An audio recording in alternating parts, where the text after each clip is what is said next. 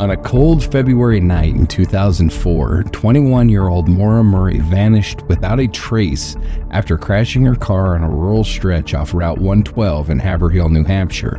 A promising nursing student with a complicated past and a trail of secrets, Maura had emailed professors to excuse herself for a week, withdrawn money from an ATM, packed her dorm room, and disappeared into the White Mountains. Despite early witnesses, a brief law enforcement response window, and physical clues at the scene, no confirmed trace of Maura has ever been found. Her scent vanished within 100 feet of the crash. Her phone and credit cards were never used again. And in the absence of hard answers, speculation exploded into dozens of competing theories. In this episode, we begin our deep dive into those theories, starting with the most emotionally fraught and controversial, the possibility that Maura Murray ran away voluntarily and never looked back.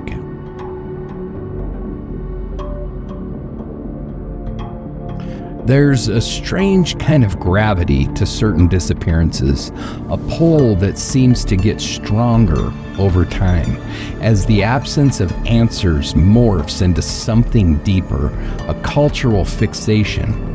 Maura Murray's case is one of those black holes in the world of true crime. It didn't make national headlines when it first happened, but once the internet got a hold of it, the mystery grew legs, and those legs never stopped running. People say she was smart, independent, quiet, but capable. She was a former West Point cadet, a UMass nursing student, a long-distance runner, a young woman who knew how to handle herself, and still, just like that, gone. Her Saturn crashed into a snowbank on Route 112. The airbags deployed, a neighbor called 911, someone else stopped to help, and by the time police arrived less than 10 minutes later, Maura was nowhere to be found. No blood, no footprints leading into the woods. Her scent disappeared within a short radius. Her phone, dark. Her debit card and credit cards were never used again. Not once. In the vacuum of facts, something else took root. Possibilities. And they've only grown louder with time. Some people think Maura Murray was running to something. Others think she was running from it. Still, others believe she never had a chance to run at all. And among the most debated of all the theories, the possibility that Maura simply wanted to vanish, that she walked away from the life that she knew, and that for her own reasons, she's still out there. It's a theory that rubs people raw because, if true, it flips the story from tragedy to choice. It redefines her not as a victim, but as a fugitive of circumstance, or worse, a woman who left a trail of wreckage behind, emotional and otherwise. But even that's a kind of oversimplification because running away doesn't always mean escape. Sometimes it's a form of drowning. Sometimes it's survival. And sometimes it's desperation disguised as autonomy. What makes the Maura Murray case so hard to discuss, especially this theory, is the emotional fallout that it causes. For Maura's family, the runaway narrative has always felt like a cruel insult. For internet sleuths and Reddit theorists, it's a puzzle piece that almost fits, but not quite. And for the rest of us watching from the sidelines, it raises uncomfortable questions about how well we ever really know someone, especially when trauma and secrets are involved. In this episode, we're going to explore every corner of the runaway theory, not just what it would have required logistically, but what it would have meant emotionally, psychologically, and behaviorally. We'll look at who Maura was before that day, what was happening in her personal life, the paper trail that she left behind, and the subtle signs that something deeper might have been unraveling long before she got behind the wheel of that Saturn. We're not here to tell you what to believe. We're here to show you the patterns, the inconsistencies, the human psychology, the paper evidence, and we're here to ask the harder question. If Maura Murray wanted to disappear, would she have been able to pull it off? Let's start there.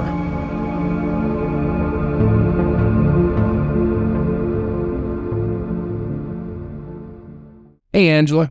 How's it going tonight? Oh, saving lives one day at a time. Oh, I hear that. How's work? Work's good. Yeah. Until people give my personal cell phone number out. Oh, yes, that is. I told her I was going to call her out on this. Yeah, that's like a major no-no. And it wasn't even to my client. It was to a different colleague's client. So it made it even sadder. But I told her I was going to call her out. So she has been officially called out. Called out. She will never do it again, she's assured me. Oh, I'm quite certain of that. I forgave her immediately. It was fine, but it happens. It's one of those things that does just happen. Yeah, it happens. But we've got a heavy one tonight. I know. That's why I was trying to giggle a little bit beforehand. Yeah. Try to get some of that to coat the palate, I guess. Yeah. I mean, Maura's case always brings out strong opinions. If you have any doubt about that, listen to last week's episode, because I'm pretty sure that I made my opinions. There's a lot of opinions, yeah. Yeah. You're not lacking in opinions. Not ever. But it's fine. Yeah. It's totally fine. Diving into theory one, the idea that she ran away voluntarily, that's the one that really splits the room. It's emotional, it's controversial, and depending on how you interpret the facts, it either makes perfect sense or no sense at all. Yeah, it's the kind of theory that makes people uncomfortable, because if you believe it's possible she just walked away, then you also have to believe she chose to leave everything behind. Her family, her future, her life, and that's not easy to accept. Right. But the thing is, this theory isn't pulled from thin air. There are breadcrumbs, real actions Maura took in the days leading up to her disappearance. She emailed her professors, told them that there was a family emergency. There wasn't. She withdrew nearly all the money that she had in her bank account. She packed up her dorm room, mostly at least, and she printed MapQuest directions. She bought alcohol, and then she vanished. All signs of someone planning something, but what? A quiet break from her life, a cross-state drive to clear her head, or something bigger? That's the haunting part. There are just enough details to support the idea she wanted to disappear, but not quite enough to prove it. And then there's the crash, that final visible moment. Her car hits a snowbank on Route 112. A neighbor hears the thud and calls 911. A passing driver stops to check in. Maura says she's called AAA. She hadn't. He drives off. When police arrive just minutes later, she's gone. No footprints into the woods, no blood, just a car and a missing person. I've always said if she did run, it was impulsive, because nothing about that spot screams ideal place to vanish. That area is remote, but not uninhabited. She didn't have a burner phone. She didn't take out a big cash stash. If this was a long-term plan, it wasn't airtight. And that's exactly why we're breaking this theory down tonight. Not just from a practical standpoint, but from a psychological one. What would Maura have needed mentally and emotionally to pull something like this off? And more importantly, was she in that kind of a mindset? And I will also say that I tried very, very hard to write this episode unbiased. And so hopefully, because I do have an opinion, which I'll share later, but I tried to be as unbiased as possible. So hopefully that comes through. I think you do pretty well. And let the listeners kind of make their own determinations, but just throwing that out there. So you know what I always come back to. What? The idea that sometimes people don't plan to disappear. They just want to run from the moment, from a mistake, from pressure. Yes, please. And once they're in motion, things spiral. That could have been what happened to her. A plan that didn't include vanishing forever, but ended in something irreversible. Yeah, that's a powerful point. And we're going to look at all of that. Her timeline, her behavior, her last known movements, and similar cases where people did walk away from their lives and were found later, living quietly under the radar.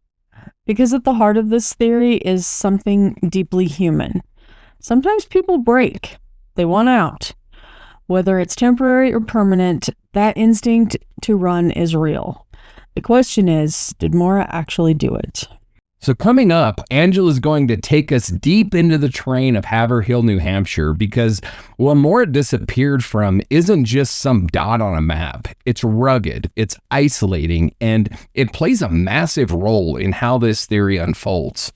And there's a lot people get wrong about that area, especially folks who've never been there. So let's paint the full picture. What it looks like, what the roads are like, and why it matters. So let's get into it. Let's do. Now that we have John's permission, let's talk about Haverhill, but this time with the specific lens. Not just where Maura was last seen, but whether the environment itself could have helped her disappear. We already know Haverhill, New Hampshire is small, tucked along the Connecticut River in Grafton County. The town has a population of under 5,000, scattered across forested land, old farmhouses, and rugged mountain corridors. But what matters most here isn't the population. What? Dang it. It's the geography. Route 112, also known as Wild Ammonoosuc Road. One of these days I'll get that right. Is where Maura's Saturn came to rest. And that road doesn't just stretch through a small town. It disappears into a mountain pass. What? The Kankomegas. Goodness sake, he gave me all the words this time. The Kankomegas Highway, the White Mountain National Forest, the edges of the... He was laughing already because he knew it was coming. I think it's Pimagewasset. I'm just looking ahead to see if there's anything else. Okay. The Kankomegas Highway, the White Mountain National Forest, the edges of the Pimagewasset Wilderness. Please don't come for me if I'm saying these wrong. This is where trails become logging roads, where old cabins sit dormant half the year, and where someone with even a basic survival plan could find space to vanish, especially in winter when tourist traffic drops and homes stand empty. So for listeners who don't know the area, how isolated is it really? It's one of those places that looks less remote on a map than it feels in person. Drive out 112 at night and you'll see what I mean. There are miles where you could lose cell service completely. No gas stations, no businesses, no major lighting. Just pines, snowbanks, and silence. The road winds in long curves between hills. A stranger walking away from a crash could disappear in either direction and reach an unoccupied structure within an hour. That matters when we talk about the runaway theory, because if Maura intended to vanish, if she planned to leave her car as a decoy and move on, this was a strangely perfect place to do it. Not convenient, not easy, but possible. So you're saying geography might have enabled this? Exactly. It wouldn't take a genius level plan, just knowledge of the area or research. Remember, she had printed MapQuest directions to Bartlett, New Hampshire and Burlington, Vermont. That suggests she'd been thinking about routes. Routes? Potato? Yep. And Haverhill sits at a crossroads. From there, you could hitch a ride north to Littleton, swing west into Vermont, or double back on side roads towards I-91. And with no cell towers actively pinging her location, it would be easy to go dark. Another thing, this isn't an area with a lot of security cameras. There were no ATM surveillance images past Hadley. No traffic cams along that stretch, no digital trail, and that's rare even for 2004. So if someone wanted to go off the grid, Haverhill would give them a window. Gotcha. But let's be realistic too. If Maura ran, she was doing it on foot, at least at first. There were no footprints found leading away from her car, but plow activity that night could have erased them. She had roughly a 10-minute window after the crash. If someone picked her up, planned or not, they could have pulled into one of the several wide shoulders or hidden driveways within sight of the crash site. Some are seasonal access roads. In summer, you'd spot cabins and old trailheads back there. In winter, you'd see a snow wall and maybe a set of tire tracks if you were looking in time. But police didn't preserve the scene as a crime scene that night. Right.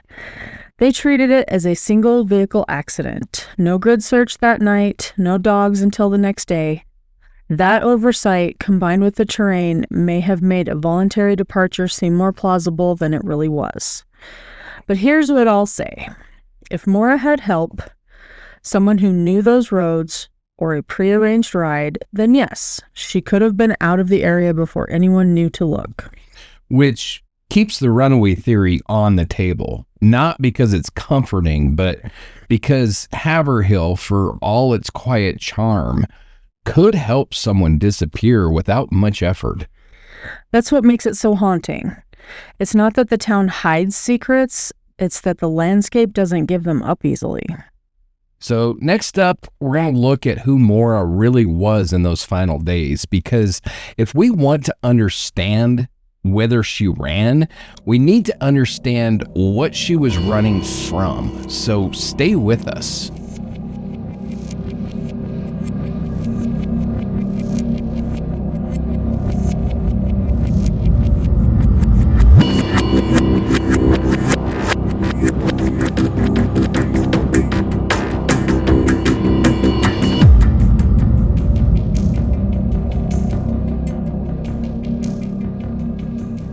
Before we can decide whether Maura Murray ran from her life, we need to understand what that life actually looked like, especially in the days and weeks leading up to February 9, 2004.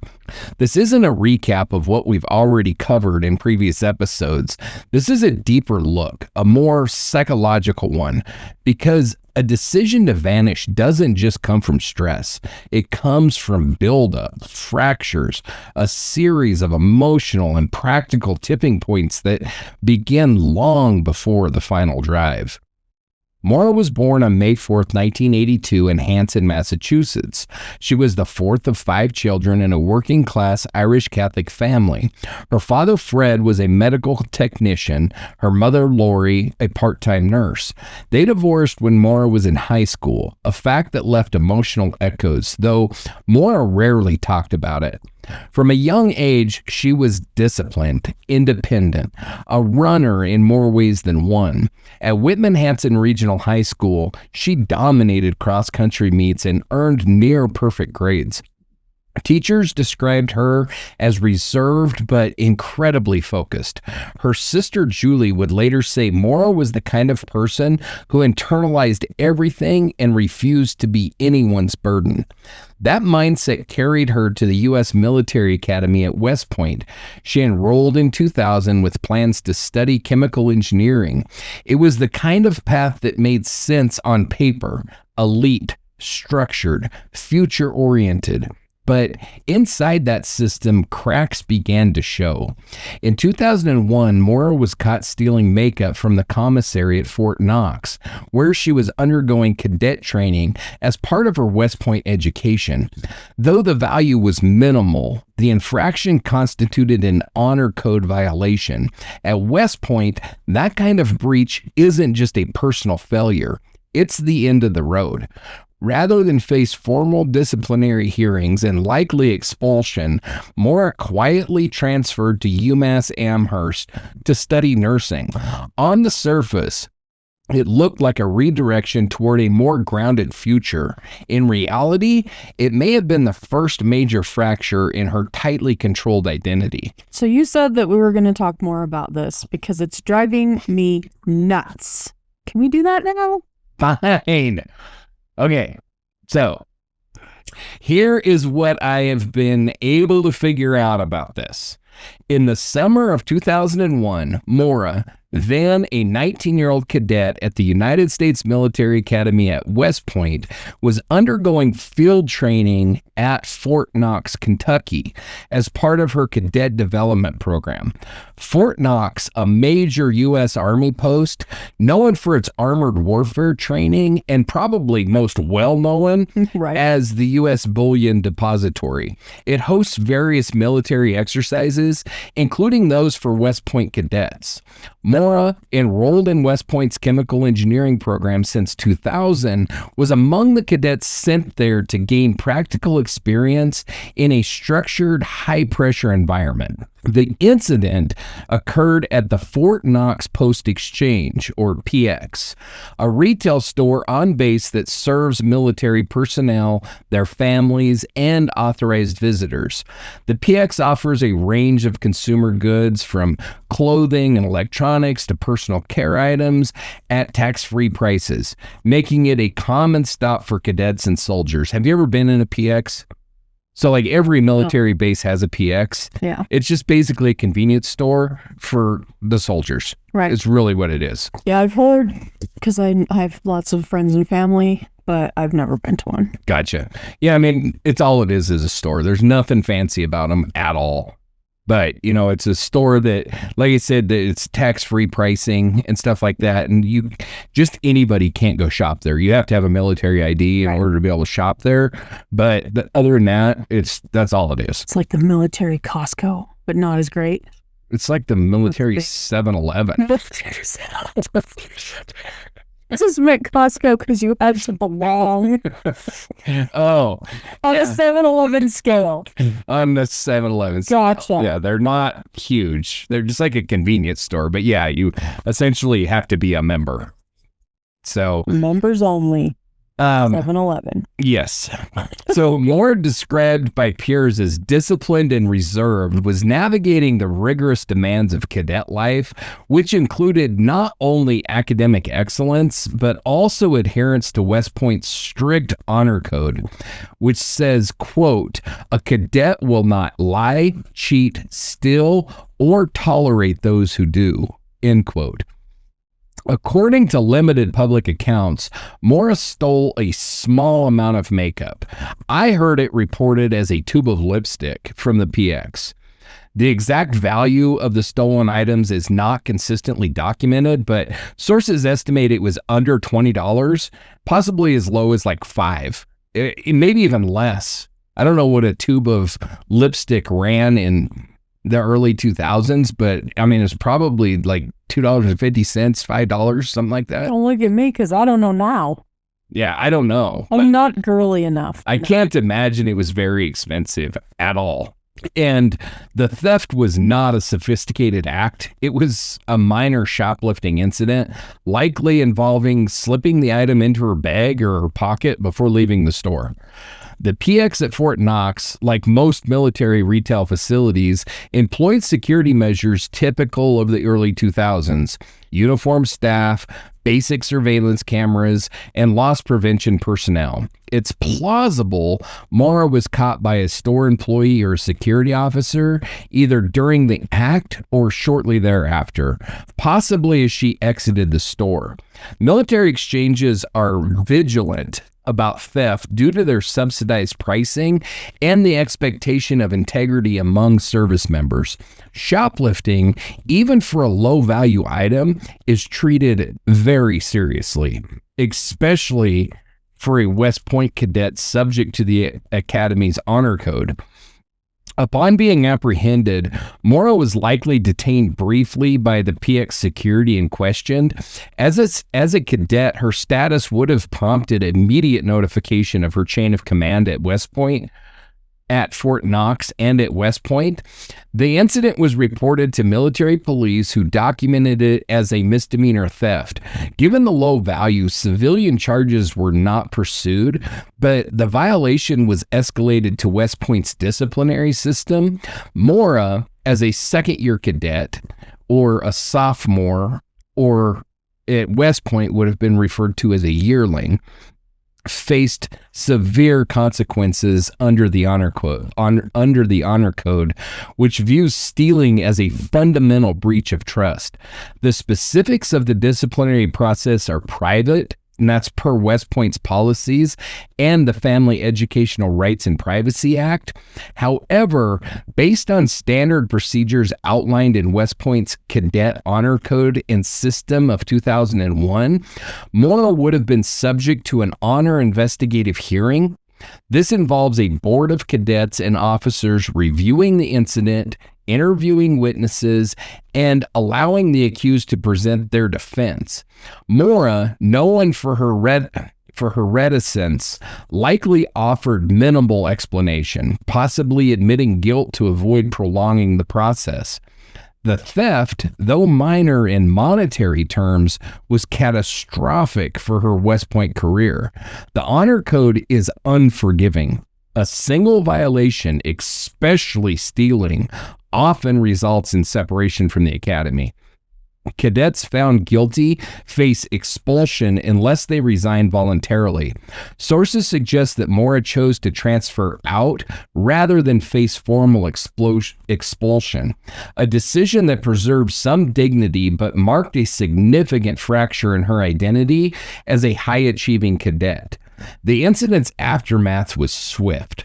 By late summer or early fall 2001, Maura withdrew from West Point and enrolled in the University of Massachusetts Amherst as a nursing student, starting in the spring of 2002. The transfer required her to relinquish her military scholarship, placing financial strain on her family, as Fred Murray, her father, later referenced in interviews. Maura rarely discussed the incident, even with close family, reflecting her tendency to internalize setbacks. The Fort Knox theft was not widely publicized at the time, as it was an internal military matter. It surfaced later, after Maura's disappearance on February 9, 2004, when investigators and journalists like my buddy Renner pieced together her backstory. The incident, though small, became a focal point in the runaway theory, suggesting a pattern of impulsive behavior under pressure. Critics, including Maura's family, argue that it's overblown, a youthful mistake, not a predictor of disappearance. Fred Murray emphasized in 2005 in New Hampshire Union Leader interview that the theft was, quote, a kid's mistake, not a crime spree. The event's significance lies in its psychological impact. For Maura, a perfectionist who thrived on discipline, the violation was a public failure in a system that demanded integrity. It forced her to leave a prestigious path, reshaping her trajectory. Such identity fractures, public shame, loss of status, can drive high achievers to withdraw or seek escape. While not evidence of running away, the Fort Knox incident offers context for Maura's mindset, hinting at a young woman grappling with self-imposed expectations. When asked by a friend following the theft why the hell she did that, Maura reportedly told her, quote, "I don't know. I had the money to pay for it." To me, this kind of makes me think of those goody two-shoes kind of kids that we went to school with. Yeah. And you know who you are. And they just want to try something. Yeah. You know, they just want to do something wrong just to see what it's like. Unfortunately, that does not describe me. When I was a kid, I wish I would have tried being good a little bit more often. But, you know, I see that as just a viable option here, that she was just like, I wonder what it's like to steal. I'm just going to do it. Yeah. I'm just going to take this lipstick. I'm just going to see what it feels like. You know what I mean? Like, if you've been around those kids, just you know, they have an opportunity to try a beer and they're like, I'm going to do it. I'm just gonna do I'm it. going to do it. And like all the rest of us are over in the corner doing keg stands, falling all over ourselves, making complete asses of Whoever did ourselves. that, by the way. Keg stands? I did. And these kids are like, I'm going to try a beer. I'm going to have a sip. And I'm not making fun of those kids because I wish I would have been one. Yeah. But I'm just saying that just kind of is how this strikes me. How it feels. It's just like, I'm just going to do something really impulsive. And then her whole freaking world comes crashing down because of it. She couldn't have chose the actual 7-Eleven. Exactly. I mean, even that would have got her ass kicked out of probably if it would have been found out. If it would have been found out, but you're a lot more likely to get away with stealing from West Point than you are the Fort Knox PX. Right? Oh, okay. So, in your opinion, does this play into her running away or having a reason to run away like Renner claims? Well, and I said his name correctly. You did because you're nicer than me. Because I'm leaving room for you to say your words. So, trying not to foreshadow too much, but that is a good question. So, here's where I'm at with it. When you're in your teens and early 20s, time moves quickly. And not as quickly as it does now. Hear me out. Okay. So it moves quickly and it really does cover a multitude of sins. And what I mean by that is, when you're 19 years old and you do something, I don't know, you get a DUI, you get whatever. Minor possession. Name your dumb bullshit, whatever nonsense that we all did. Well, not everybody, but some of us. And the colorful ones did. Then by the time you're 21, 22, it's like eons ago. Mm-hmm. It's like a different person did it. Yeah. When you're my I didn't age, do that. That wasn't me. Yeah. I mean, when you're our age and you're, whatever, in your 40s, 50s, whatever, in order to get that same kind of distance from an event, you almost got to be talking about something 20 years ago. Yeah. When you're 20, it's like a couple years and it's like a whole nother lifetime ago. But then once you get older, you by the time you're 25 or something, you're pretty much the person you're going to be. You stop changing. And so it just becomes routine. And then not a lot of this kind of shit happens, hopefully, by the time you're past 25. But that's what I meant by that is it is different when you're younger, because the difference between being a freshman in high school and a senior in high school is like huge. Yeah. It's like 20 freaking years. It is. Feels that way anyway. Yeah. And so this incident, like I said, was in 2001. We don't know the exact date. Fort Knox and the military have the events of this shit pretty well locked down. So there's not a lot out there, but it was around July of 2001, and she disappeared on February 9th of 2004. So to believe that this incident would have anything to do with her running away, we have to believe that it was so huge that it was still seriously affecting her, 2 years and 7 months, almost 3 years after the fact. And I just find it impossible to believe that a minor shoplifting charge like this would somehow inspire her to disappear almost 3 years after the fact. Yeah. For me, I don't think it really factors into her disappearance at all.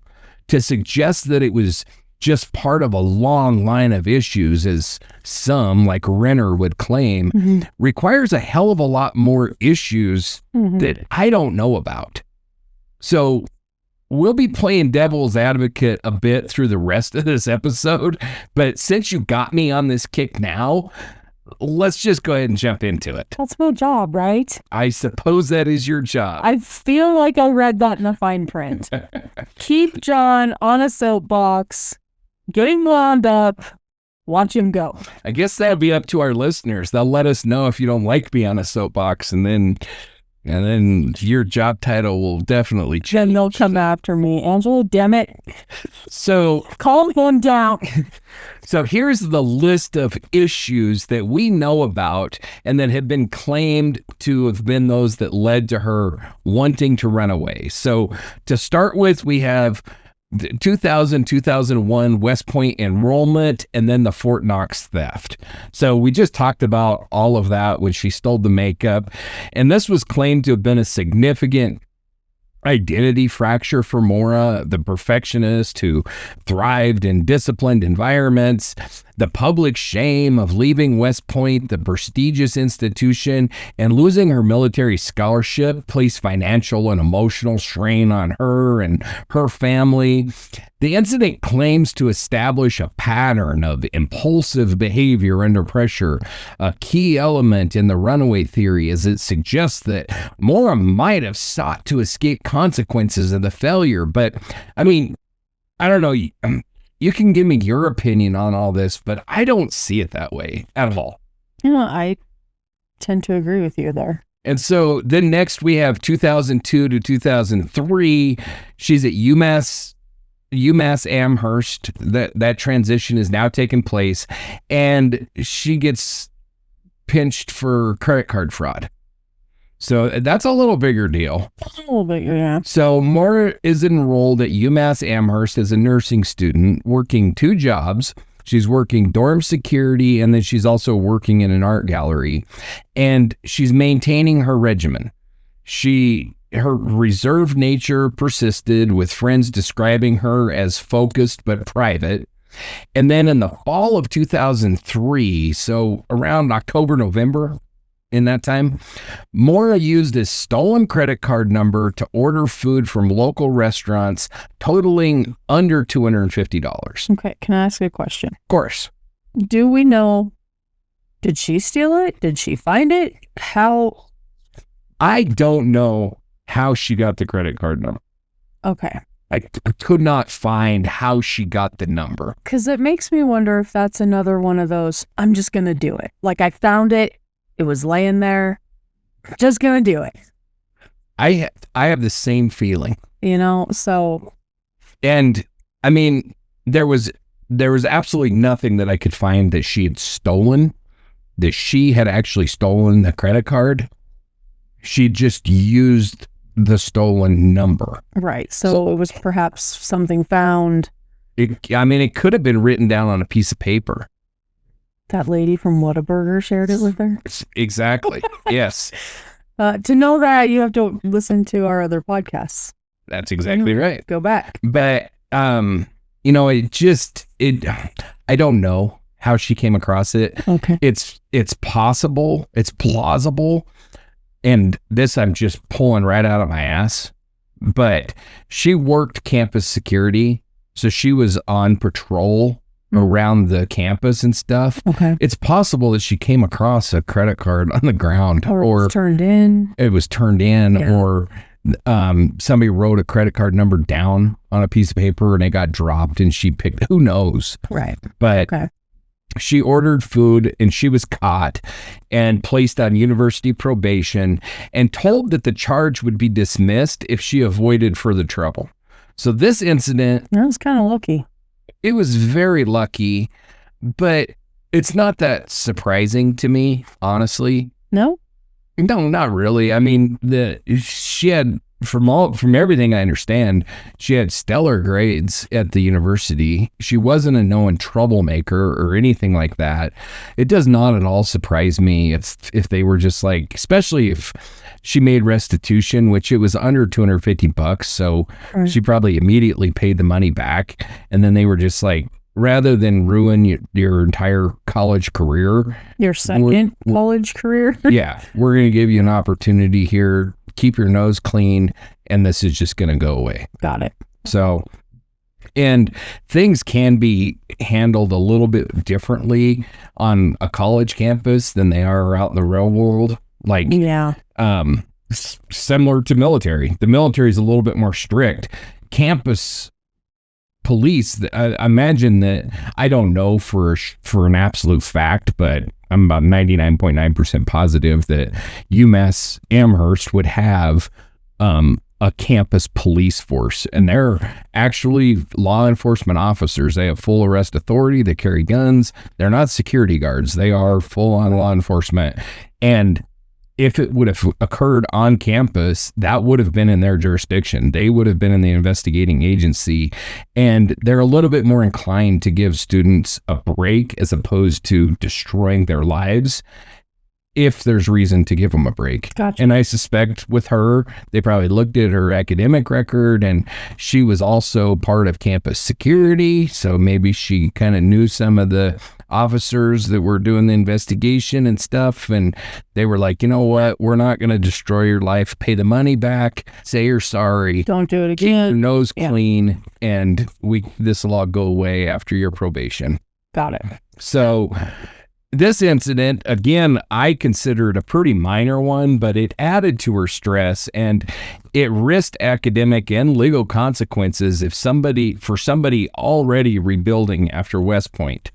So the impact of that was the probation was another blow to Maura's self-image as the high achiever. For a perfectionist, the threat of another disciplinary mark could have felt overwhelming, I guess, maybe, especially given her prior West Point failure. But again, I gotta just keep coming back to this timeline. You know, if this was like in February, she gets booted from West Point, and then by April, she's getting busted for stealing a credit card. And then by June, she's wrecking her dad's car. Okay, so that's like a spiral. Yeah. That's like every month or two, we're having an issue. We're talking over a year between these incidents. I can't label that a spiral. Right. I just can't. You know, I mean, if it was a spiral occurring over like 3 years, but it was a continual process, continual. Every time we turn around. Exactly. Yeah. But that wasn't it at all. And nobody claims that was it. So I don't know where people get off calling this some spiral out of control, but they do. So the credit card fraud suggests that Maura was capable of secretive, risk-taking behavior. That I do agree with, potentially mirroring the covert planning that it would take to run away. It does add to the narrative of some mounting personal shame driving an escape. And then in early 2004, so again, the Fort Knox thing happened 2001. Then we have the credit card deal in 2003. And then now we're early 2004. Maura's long-distance relationship with Bill Rausch, a military officer stationed elsewhere, was strained. It had been reported that there was occasional infidelity on both sides and communication challenges. Maura rarely discussed these issues, as she chose to keep everything private. But the strained relationship did add some emotional pressure, particularly as Maura was already navigating some academic and personal challenges, maybe. Her reluctance to share these struggles aligns with the psychological profiles of voluntary disappearances, where individuals isolate themselves emotionally before acting. But I don't see that at all in her case. I see her kind of being like me, honestly. I'm just a private person. I don't share shit with people. Mm-hmm. Like when I'm struggling with something, I struggle privately. I don't. Mm-hmm. And there are people like that. I don't think we're weird. We're just geared a little bit different. So I don't know that necessarily means anything. And then February 5th, and then I also got to say about her and Bill's relationship. Again, we're talking about a couple of kids in their very early 20s trying to navigate a long distance relationship where he's in the military and stationed, I think, in Oklahoma during this period of time, but could be stationed anywhere. And I don't know. maybe their relationship made more sense when she was at West Point and they were both going to be in the military and this and that. But maybe by this point, it's not making a lot of sense for either of them. And maybe so she tarnished him a little bit by getting kicked out. Maybe. I don't know what was going on. I know that there was insinuations that he had cheated on her. I saw insinuations that she had cheated on him. I just see this as a relationship that in the heat of the moment, you think this is your long lost love and you're going to spend the rest of your life together. We were all in these relationships when we were younger.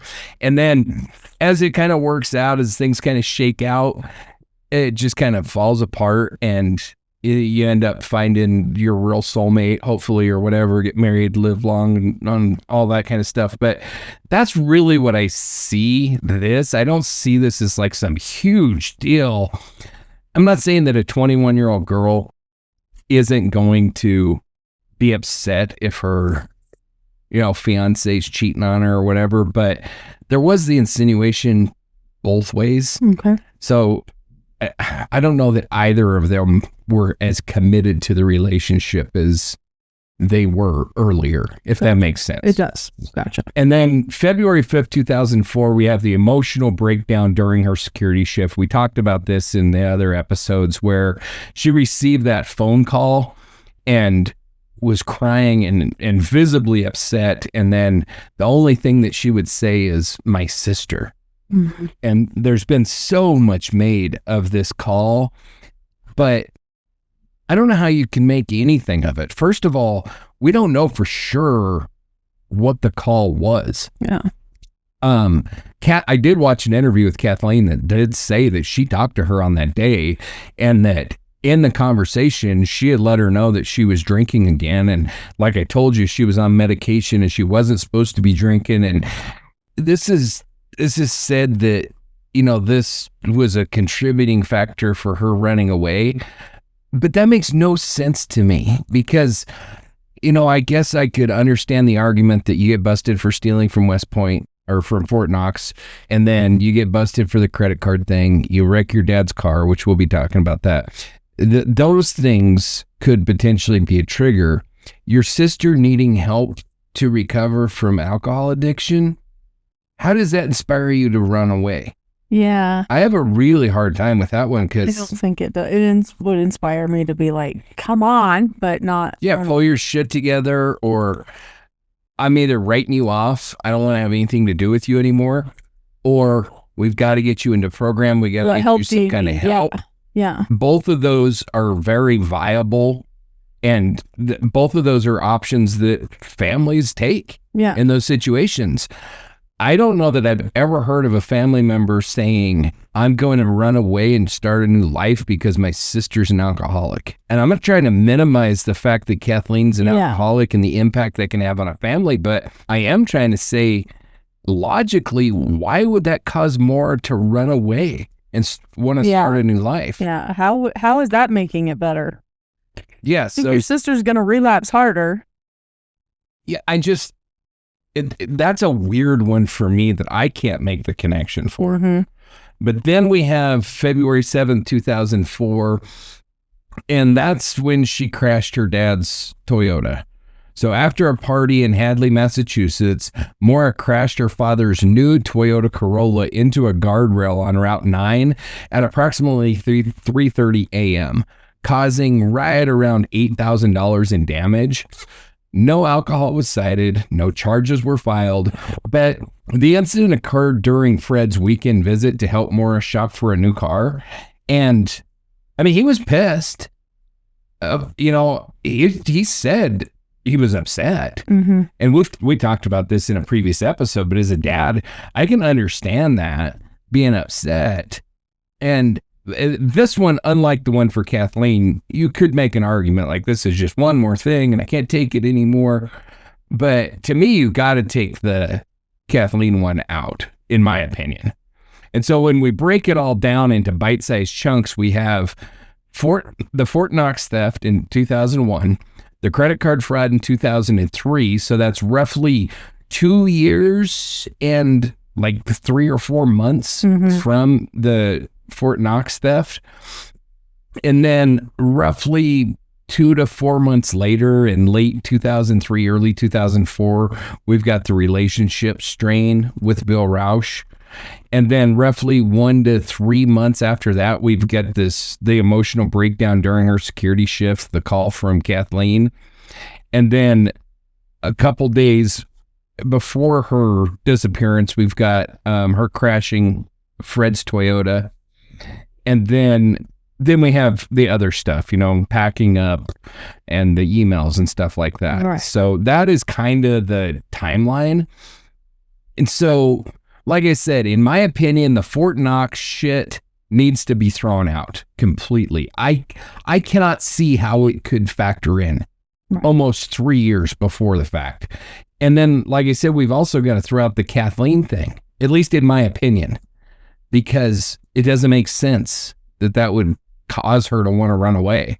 So sure, she may have still been thinking about like the Fort Knox thing, but to me, it's absurd to say that it figures into a reason for her to run away. Right. For me, it would have to be everything would have happened that fall. Yeah. To convince me that it was some big spiral and she just had to escape, but that wasn't the case. Yeah. So not enough to throw away all the lifelines and support systems and then take off on your own. None of this screams like I need to get away from my family. Right. I could see, like, in a situation like this, I could see a daughter going to her father and being like, Dad, I just need to take some time off from college, come home, regroup. Yeah. That happens all the into time. the folds of the family, not disappear. Nothing about this screams I need to disappear and totally eliminate all my lifelines, everybody that I know. And not only that, but we're expected to believe that a girl that was, quote, spiraling out of control somehow pulled off a perfect disappearance and then lived perfectly for the last 20 years. This is somebody that if you believe these bullshit theories, then you have to believe that she was like out of control. She fled from Fort Knox. That was like the beginning of her crime spree. Then she got her credit card and she's just so out of control that she's got to escape. And then what? She lives literally without a speeding ticket or anything. Just 360 perfect. Perfect. Because if she would have committed any serious crime, they would have discovered her identity. Yeah. So that's a hell of a big stretch for me to believe. Exactly. But that's something a lot of people miss when they talk about this runaway theory. It's not just about the pressure, it's about the identity collapse. So when someone's entire self-worth is tied to achievement and that foundation gets shaken, even once, it can create this deep gnawing shame that kind of makes you question everything, even your ability to start over. Right. So we'll continue. Sorry. We'll continue then to play the devil's advocate. That's what I committed to do with this episode. So We'll get back to that. So even though you all know, obviously, where I stand on this theory, Angela got me to let the cat out of the bag early. Yes. Backing up to Maura Murray, to Maura switching to UMass, she wasn't just switching majors. She was redefining who she was under pressure whilst trying to stay ahead of everything that was quietly unraveling. So at UMass, she held 2 jobs, one as a dorm security monitor and another at the campus art gallery. She ran, she studied, but by late 2003, she made another impulsive decision. And, a lot of this is, we kind of got off on a tangent, so we're going to do a little bit of repeating here. Yeah. And she stole those credit cards and was placed on probation for that. So that sounds minor, but to somebody already holding herself to a military grade standard of self-control, it could have felt like another collapse, another identity breach. And then in 2004, things get worse with Bill Rausch. He's in the military station far away. The relationship, like we've said, was strained. Friends said that she'd been unusually quiet, even distant. And on February 5th, she received that weird-ass phone call, which I believe it was Kathleen. I think I've made that clear. Yeah. And so, but some speculated that it was Kathleen and that it had to do with her relapse, but others believe that it was a call from Bill. Now, I've watched the interview with Kathleen. She says that she talked to her on that day and that she divulged that she was drinking. So it seems to be a pretty damn strong fit. Mm-hmm. But whatever it was, it may have triggered something profound. Her supervisor had to walk her back to her dorm. I mean, she was very upset about this, whatever it was. And it was one of the last moments anyone saw Maura visibly emotional. So, and like we said, that we're backtracking a little bit. 2 days later, another crash.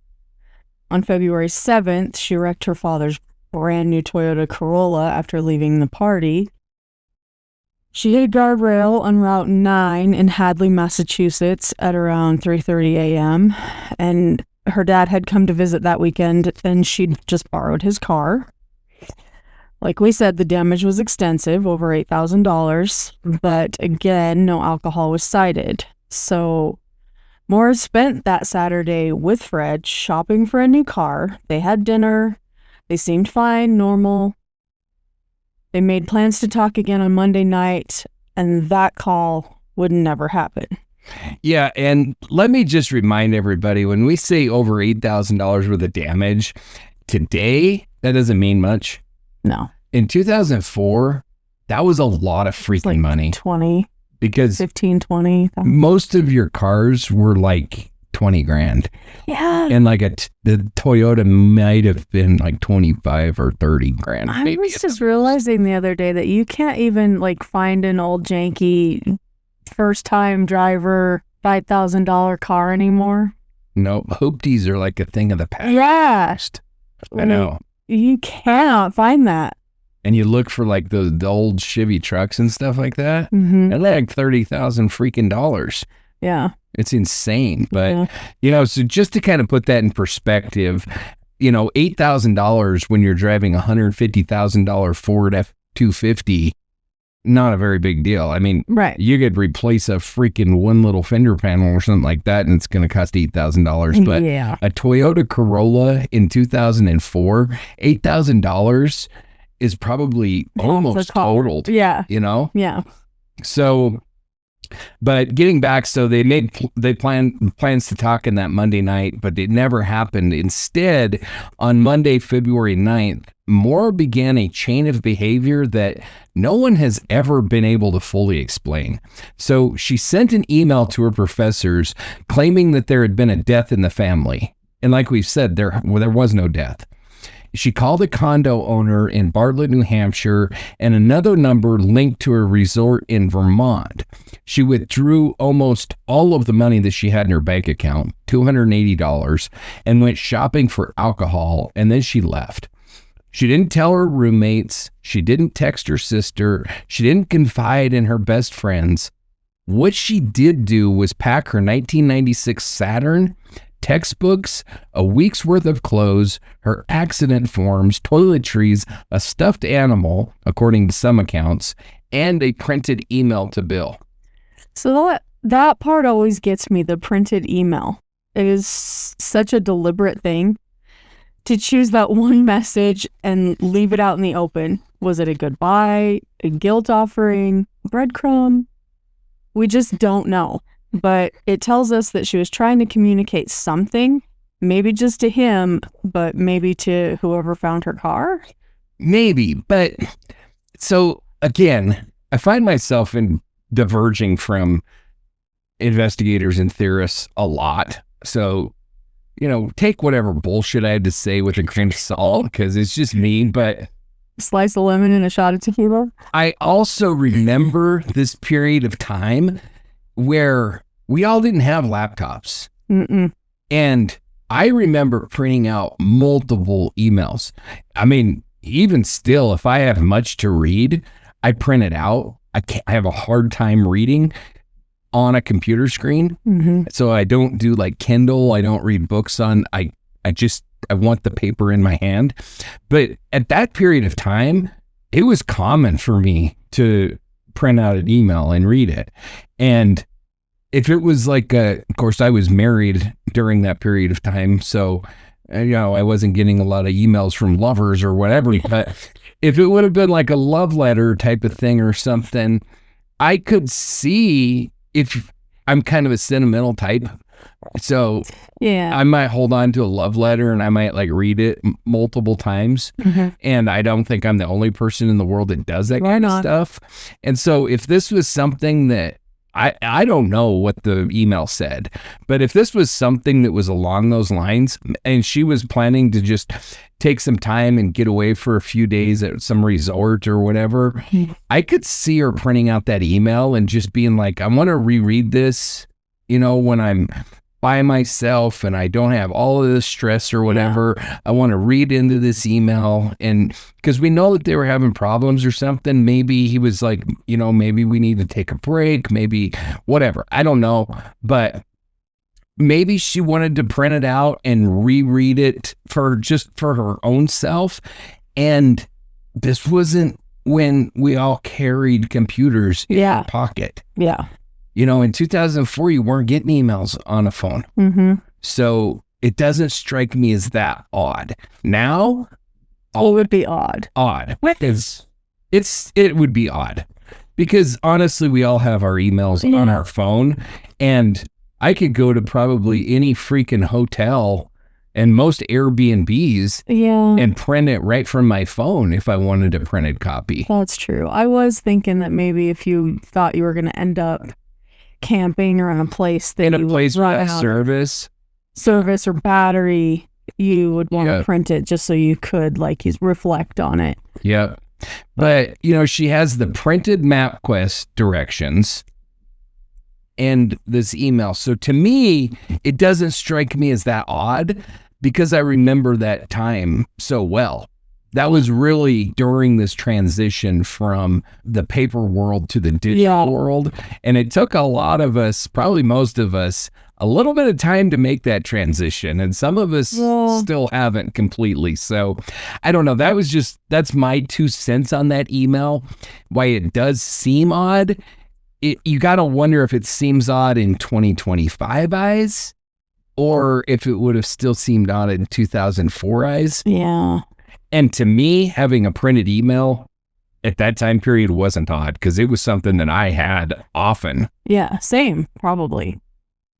I can picture that. Yeah. So I don't know. But so she hit the road sometime after 4:30 p.m. driving north. No one knows for certain where she was headed. Her MapQuest directions were for Burlington and Bartlett. One is a ski town and one is a college town. But we have no clear destination, just cold roads, paper maps, and silence. And then the crash at 7:27 p.m. on Route 112. The conversation with Butch Atwood, the vanished scent trail, the empty car, was it all premeditated or is it the final domino in a long line of emotional freefalls? Because here's the thing. Maura wasn't fragile. She was private, like John. Yep. And there's a difference. She didn't share, she didn't vent, she endured. And for some people, that endurance becomes a kind of prison. So the runaway theory doesn't just suggest escape, it suggests a silent plea for autonomy. So that's what we're left with. A young woman under pressure, full of contradictions, achieving and unraveling maybe at the same time. Someone who had the tools to survive, but maybe not the space to breathe. So if she ran, it wasn't cowardice, it was strategy. If she vanished, it wasn't just impulse, it was accumulation. And if we want to keep her story honest, we have to sit with that complexity. So again, Monday, February 9th, 2004, 7:27 p.m., a call comes in to the Grafton County Dispatch. A single vehicle crash has been reported along Route 112, also known as Wild Ammonoosuc Road, just east of Swiftwater, New Hampshire.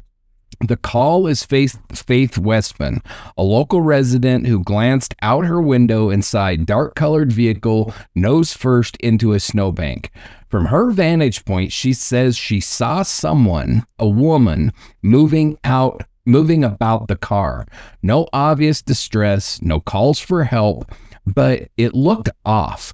The vehicle was a black 1996 Saturn sedan. The driver, presumed to be 21-year-old Maura Murray, was nowhere to be found when the first officer arrived. Between the 911 call and Officer Cecil Smith's arrival at 7:46, roughly 19 minutes had passed. And in those 19 minutes, Maura vanished. And that window, those 19 minutes, has become the center of so much speculation because it's just long enough for someone to leave, just long enough for someone to be picked up, or, if you believe this theory, just long enough for someone to disappear entirely by choice. So we've covered the timeline before pretty extensively. We've walked through the crash, the witnesses, and the terrain, but tonight we're reframing it through one lens. What if Maura ran away? Voluntarily, strategically, on purpose. Because it's not just about that car in the snow. It's about what she may have been running from and what she may have been trying to run to. So let's look again at the facts, but this time let's filter them through the possibility that Maura Murray planned to disappear. Okay, so her Saturn wasn't in great shape. It had known mechanical issues. She'd packed it with some of her belongings, textbooks, clothes, MapQuest directions to Burlington, Vermont, wine. Her phone and wallet weren't found. Neither were her backpack. If you were planning to vanish, wouldn't you bring the essentials? The things that could help you start over or stay hidden? Exactly. And what about the email that she sent to the professors claiming that there had been a death in the family when there hadn't? That message gave her academic cover to leave campus. She then withdrew the $280 from her bank account, nearly everything that she had to her name, and then bought alcohol. To some, that looked like she was preparing for isolation. To others, it looked like supplies for the road. To me, it seems weird if she's upset that her sister's drinking and she buys a crap ton of alcohol. See, that doesn't really strike me as that odd, honestly. But it could be because I'm a drunk. So there's that. Former drunk. What's a drunk? Always a drunk. But, if you don't have that problem, or maybe Maura did. Maybe, she had that. I don't know. But maybe that's why it affected her so much. Maybe. But, if you don't struggle with that, then it's a perfectly reasonable thing to grab some wine and you're going to go off and relax for a few days and just clear your mind or whatever. It doesn't strike me as all that odd that you're going to do some drinking while you're there. That's just me. Okay. But okay. Well, so let's not forget about the crash she had just 2 days before when she wrecked her father's car. That, on top of a recent disciplinary issue and relationship stress, could have added pressure to make a break. But this wasn't a frantic last-minute escape. It had traces of premeditation. So Atwood offered to call the police, and she declined. She told him that she already had AAA on the way, even though there was no cell phone reception. And if she was trying to buy time before someone showed up, that lie does make sense, because it buys her a few more minutes. A scent trail from a police dog ended 100 yards from the crash site, near the road. No footprints leading off into the woods, nothing frozen into the snow. One possibility, she got into another vehicle. And that fits a runaway scenario, not just someone who panicked and fled into the night, but someone who had coordinated a pickup, a friend, a stranger, a prearranged ride she didn't tell anyone about.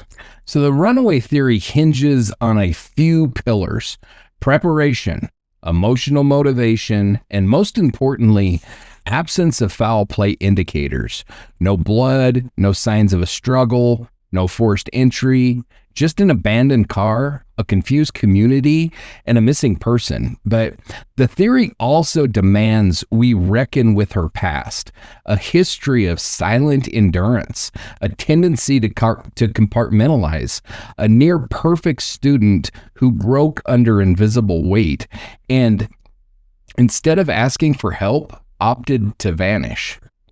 The initial police response didn't help. They assumed she'd run. They didn't preserve the scene. They didn't escalate it as a potential abduction, but maybe they were closer to the truth than anyone wants to admit. Maybe Maura did leave on her own. By February 10th, search efforts began. Canine units, aerial teams, and volunteers, but the damage was already done. No solid leads, no trace of her movements, just silence. What if that silence wasn't tragedy, but intention? This theory isn't easy to accept. It forces us to see Maura not as a victim in the traditional sense, but as an agent of her own escape. If that's true, it doesn't mean she wasn't in pain. It means she didn't see any other way out. So let's be honest. Runaway theories don't always sit well with the true crime community. It's uncomfortable. It strips the case of its mystery, its menace, even its drama. It says, maybe this young woman just left, that maybe no one else was involved. But the runaway theory in Maura Murray's case isn't some casual shrug of the shoulders. It's not a lazy theory. It's plausible, supported by her behavior, the timeline, the objects left behind, and the deafening silence that followed. To believe Maura ran away, we first have to accept that she may have been deeply, privately struggling, and everything we know about her final weeks suggests that might be true. And John, I think it's important to say running away doesn't mean Maura wasn't a victim. She may have been a victim of emotional collapse, of overwhelming expectations, or of a life that felt like it was closing in. Sometimes survival doesn't look like strength, it looks like escape. Exactly. So let's lay out what supports this theory. So first, premeditation.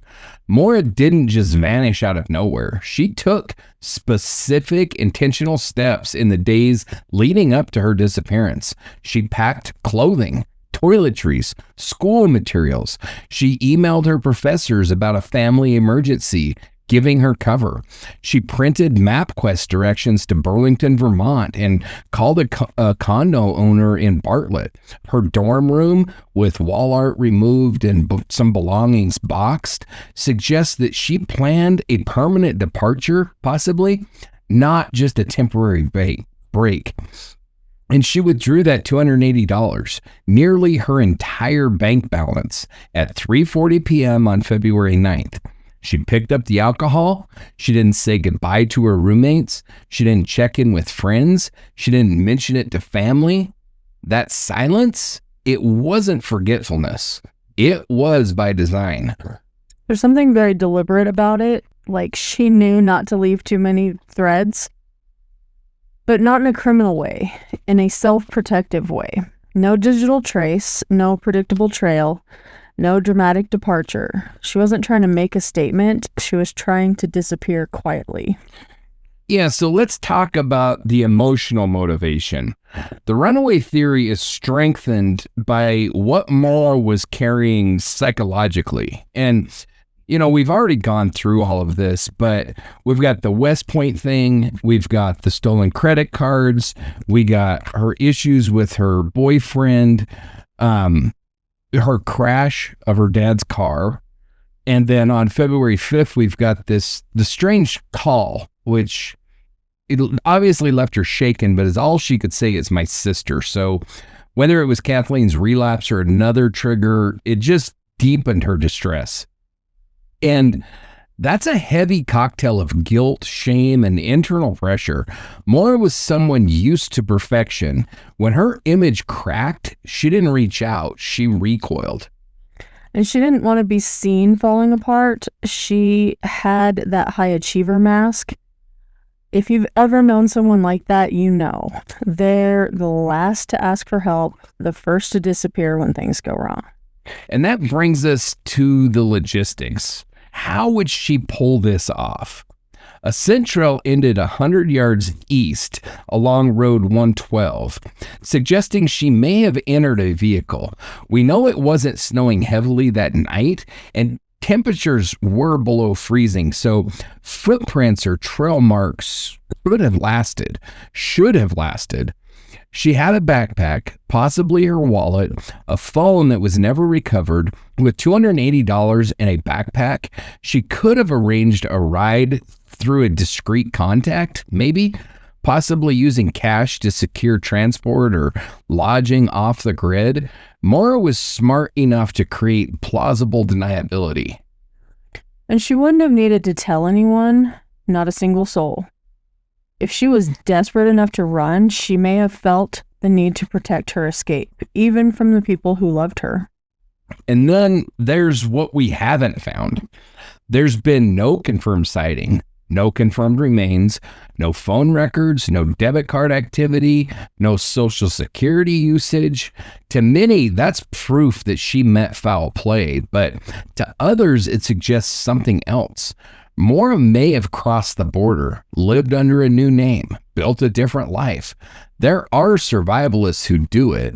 Women fleeing abuse, people shedding their identities like old skin. And remember, this was 2004. Pre-Facebook saturation, pre-mass surveillance, no ring cameras, no global tracking. And if you want to disappear, Vermont, New Hampshire, Quebec, they offer a kind of rural voids that swallow people whole. And of course, there are holes in the theory. No witnesses reported seeing her get into a car. No camera caught her at the Canadian border. And no family member ever heard from her again. Not even anonymously. But here's the hard truth. None of those details disprove it either. They only make it harder to accept. We want an answer that points to someone, a suspect, a villain. But what if the only person Maura needed to escape was herself? Maybe she didn't vanish into the darkness. Maybe she stepped into the unknown to finally breathe. So when Maura Murray disappeared on February 9, 2004, the initial law enforcement posture was unambiguous. She left voluntarily. That assumption guided the early hours of the investigation, and in many ways, it shaped every step that followed. So tonight we're focusing on that core idea, one of the most debated theories in her case, that Maura Murray ran away on purpose, of her own volition, and perhaps with a plan. We're not here to say that's what happened, but we are going to follow the evidence and the investigative trail as if that theory is worth testing, because for many, it still is. And John, part of what makes this so difficult is that a voluntary disappearance is the kind of outcome that doesn't always leave behind a neat forensic trail. Sometimes it's defined more by what's missing than what's found. Yeah, so let's take a look at what was found. Let's start with the scene itself. Maura's black 1996 Saturn. It was found lodged against a snowbank off Route 112 in Haverhill, New Hampshire. But it wasn't abandoned in a careless way. The car was locked, the airbags had deployed, and most critically, Maura herself was gone. Inside the vehicle, Investigators found a number of items. Some were seized at the scene, others turned over to family, and then re-seized in June 2004 after a procedural correction. What was inside the car, according to those police reports, paints a much fuller picture than we previously had. So here's a comprehensive inventory of what was found in Maura Murray's Saturn after the crash.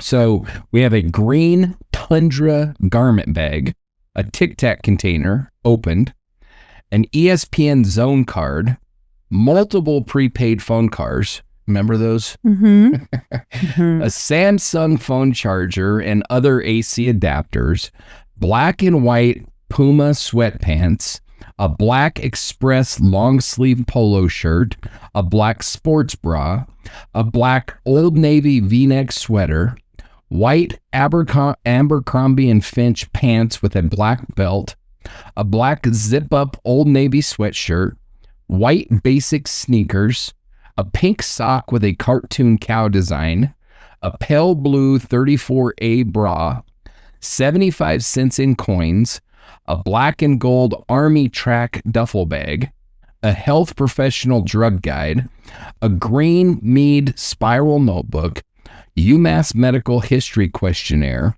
a Vermont tourism map, a copy of Mosby's Pharmacology and Nursing, an unopened jar of kosher dill pickles. Interesting. Right. An open bottle of Diet Cherry Coke, an open package of Twizzlers, Big Y tokens, a cosmetic pouch with makeup, a toothbrush, toothpaste, deodorant, shampoo, hair products, lotion, nail polish, several opened and unopened packs of Simply Sleep, trifazole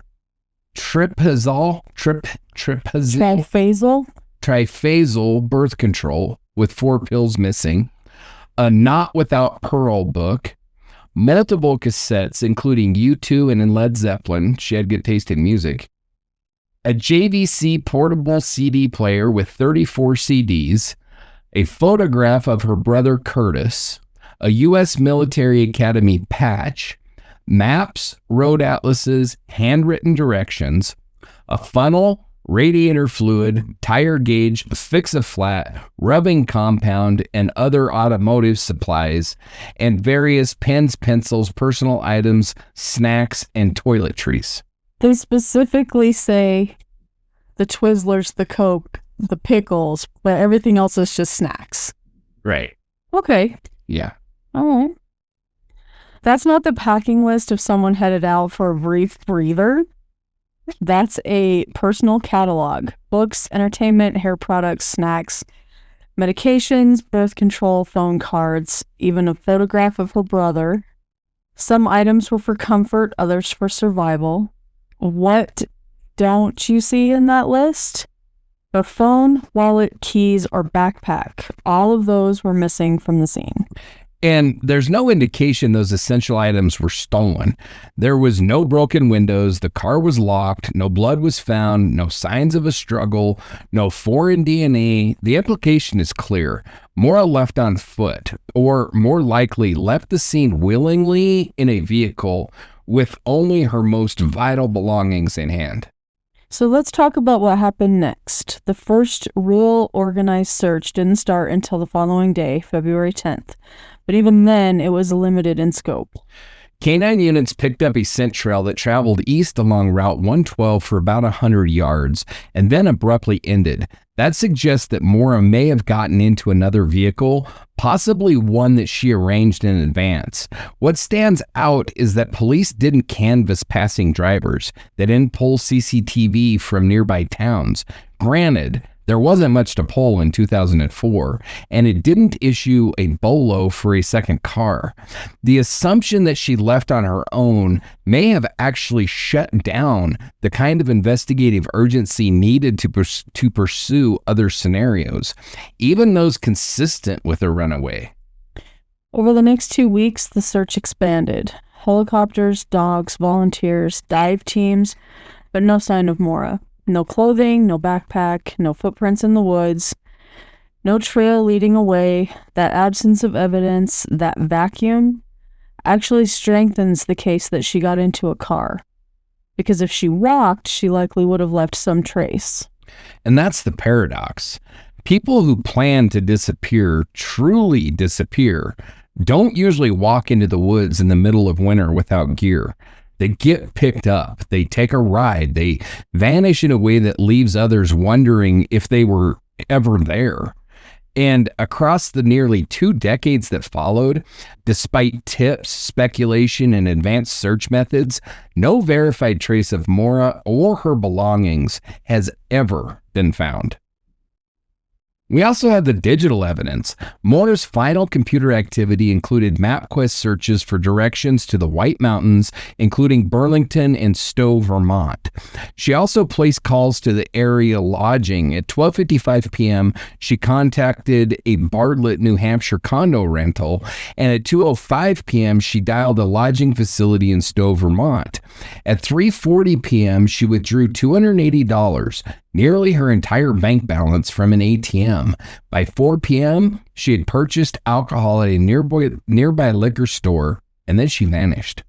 And after that, nothing. No emails, no phone pings, no debit card use, not one login, one call, or one pinged tower. It's like her entire digital signature was wiped clean. This was 2004. GPS tracking wasn't universal. Phone records weren't as meticulously logged or accessible in real time, and CCTV wasn't embedded in every gas station and toll booth like it is now. It was possible in that window of time to disappear if you were willing to leave everything behind. No social media, no selfies, no breadcrumb trail of GPS directions or data logs. That version of digital anonymity is all but extinct now, but back then, it could be done.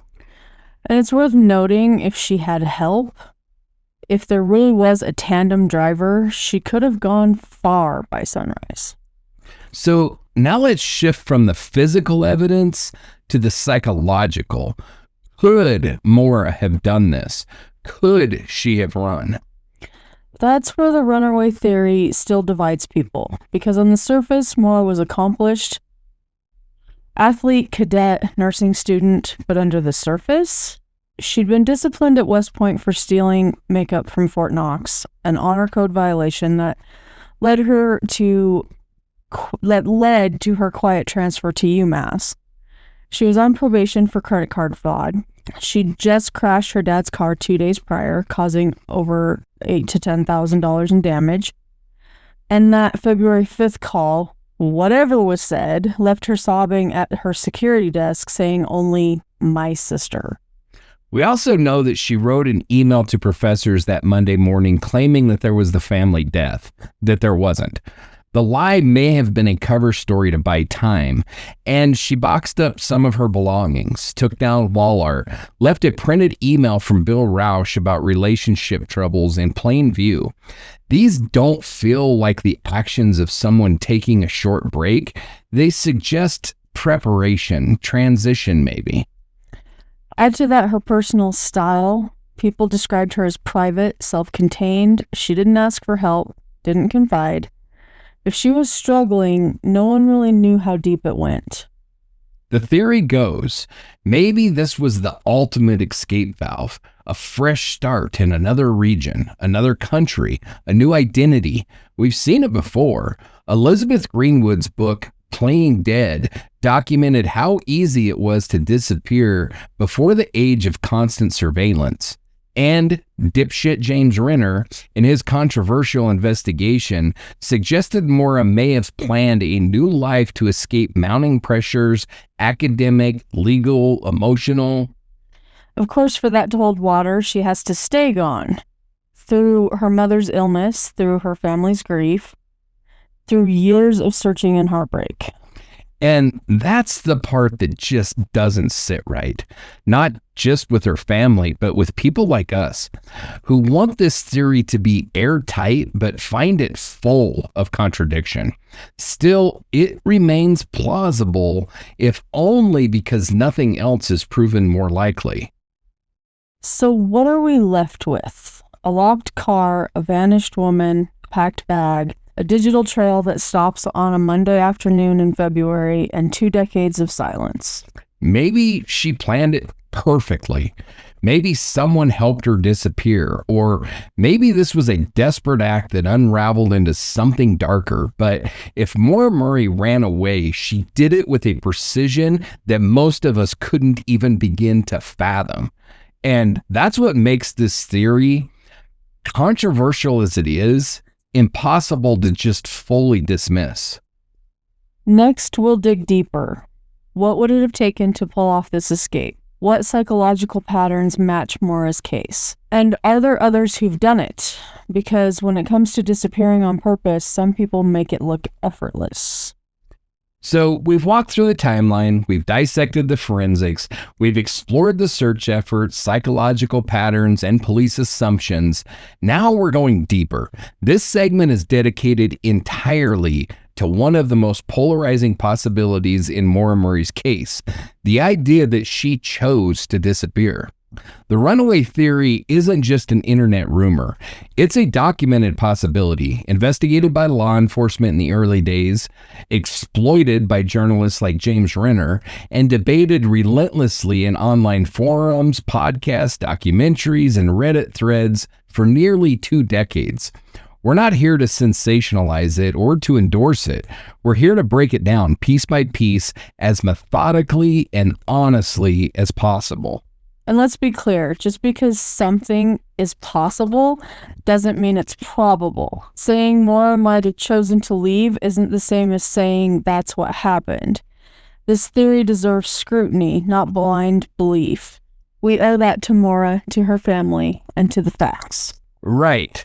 There's an important distinction to be made between advocating for a theory and interrogating it. One of the ethical obligations that we carry as podcasters, especially in true crime, is to avoid building narratives around our own biases or agendas. We don't get to decide what the truth is. Our job is to try to uncover it, even when that means sitting with uncomfortable ambiguity. And this theory is uncomfortable for a lot of reasons. It implies Maura was capable of cutting all ties to her family and friends, including during times of deep distress, like her mother's illness and eventual passing. It suggests a level of premeditation, cunning, and emotional resolve that's hard for many to imagine. But some of the evidence aligns with that possibility. Her packed car, the false email to her professors, the MapQuest printouts, the lack of digital footprints afterwards. But there are also parts of this theory that rely too heavily on speculation, or worse, on assumptions that don't hold up under pressure. Like James Renner's repeated claim that Maura may have been fleeing from abuse in her family, particularly from her father. That's an accusation with no verifiable evidence and no public support from Maura's siblings. It's reckless to include something like that without acknowledging the harm it causes and the vacuum of proof. Exactly. And we spent a whole episode on Renner. Mm-hmm. We'll talk about him a little bit more in this episode, including that now infamous anecdote about the Canadian record store clerk and the age progressed photo. But first, we're going to take a hard look at the actual foundation this theory is built on. What's the evidence? What does the car inventory say? What do psychological patterns tell us? Could someone like Maura, smart, capable, emotionally complex, actually disappear in 2004 and stay hidden until 2025? Because that's where we are now, 21 years later. If Maura ran, She has stayed gone longer than most adult voluntary disappearance cases on record. And if she didn't run, then every moment spent chasing this theory is a moment not spent chasing the truth. That's why it matters to get this right. So let's strip it down. Not hype, no tunnel vision, just the facts. What really supports the idea that Maura Murray disappeared of her own free will, and what still doesn't add up. So when people speculate that Maura Murray ran away, they often point to what she left behind and what she took with her. And there's no better place to start that conversation than with her car. Maura's black Saturn was found partially off the road on Route 112, locked, airbags deployed. We've talked about all that. It wasn't just a scene, it was a time capsule. And according to police documents returned to Kathleen Murray in June of 2004, the items retrieved from that vehicle form a detailed record of what Maura brought with her, and perhaps more importantly, what she didn't leave to chance. So let's go through some of that list, not just the highlights, but the overlooked, humanizing, and maybe even strategic details. And it's not a small list, John, which I'm sure you know. Oh, yeah. We're talking dozens of items, some practical, some seemingly random, like a jar of pickles. Right. Which, I mean, dude, enjoy pickles, but why are you taking a whole jar with you? And some deeply personal. This wasn't a teenager on a spring break. This was someone who appeared to be preparing for a long absence. A green tundra garment bag, a black and gold army track duffel bag, multiple pairs of shoes and clothing items, Abercrombie and Fitch pants, Old Navy sweaters, sports bras, Puma sweatpants, not flashy, but functional. Yeah, and I do just got to say here, I know I've said this before, but I'm the brother of 3 sisters. Mm-hmm. I'm the father of 3 daughters. Mm-hmm. I've been married. To me, this sounds like pretty light packing for a weekend getaway for a woman. I mean, Yeah. I don't mean that in an insulting way, but I mean, I've traveled with women that bring half their freaking wardrobe with them and all of the bathroom. So, I mean, to say that, and Anybody with a jar of pickles, though? yeah, I mean, Really? oh, hell yes. Absolutely. Okay. That does not strike, none of that strikes me as odd at all. And I saw it during the research called out, like, just so many things that there's no way she was going for a weekend. And I'm like, have you never traveled with a woman? Uh-huh. I mean, Yeah. like, you're out in the middle of freaking nowhere and you're like, oh, damn it, I forgot this totally obscure thing. And if you're with a woman, she's like, oh, I got it. I got it. Yeah, I'll dig it out. Yeah. So to me, it just doesn't strike me as at all odd. We plan for all possible problems. And every potential clothing need, Yes. like shorts in the middle of the wintertime and Because you sleep in them. parkas in the middle of the summer and yeah, whatever. I mean, don't get me started on that. But is all I'm saying is it just doesn't strike me. And we as all plan that for odd. people who are with us that might have not planned for themselves. Right. But when you read that list in that Mm-hmm. mindset, to me, it just doesn't strike me as odd. It seems like a woman that's packed pretty damn light, honestly, for a weekend.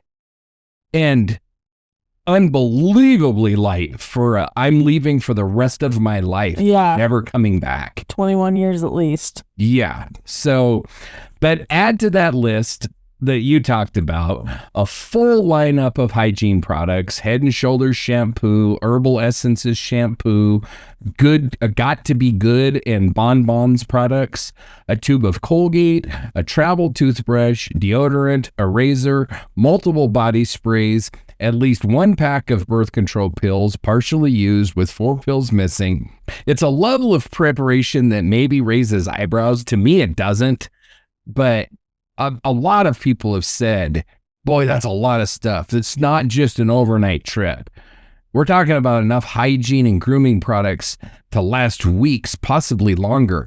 These are people that are men or have never been married, or both, because, like, again, I have had this conversation with women in my life. Why do you need 6 bottles of shampoo to go for a weekend? I don't take that much. Some women do. I know. I'm just saying I don't, so I can't answer that.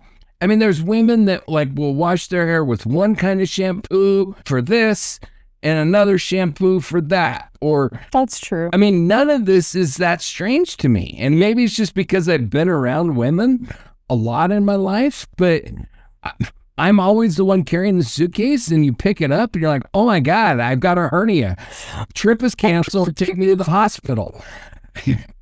So to me, it just isn't, nothing about this screams, this is so weird. But anyway, I digress. We will move on. I have a hard time keeping my opinions to myself. I love it though. So I can't even now. That's where the odd details from X come into play. Oh, I cannot wait. Someone noticed that Maura had an empty cellophane pouch, possibly from cigarettes. Now, Maura wasn't a known smoker, but it opens up questions. Was it hers? Was it someone else's? Could it suggest a shared space, shared planning? There's also the head and shoulders, commonly marketed to men. That doesn't prove anything, but combined with the cellophane pouch and multiple toiletries, it hints that these items might not have all been intended for one person. Was there someone else traveling with her or waiting for her? And one thing that we will get into, it won't be in this episode, but it will come up, that witnesses claim that a man was seen in her car smoking a cigarette. Okay. Before she disappeared. So one of the witnesses looked out the window and saw a woman outside the car and a man inside the car smoking a cigarette. So there is that.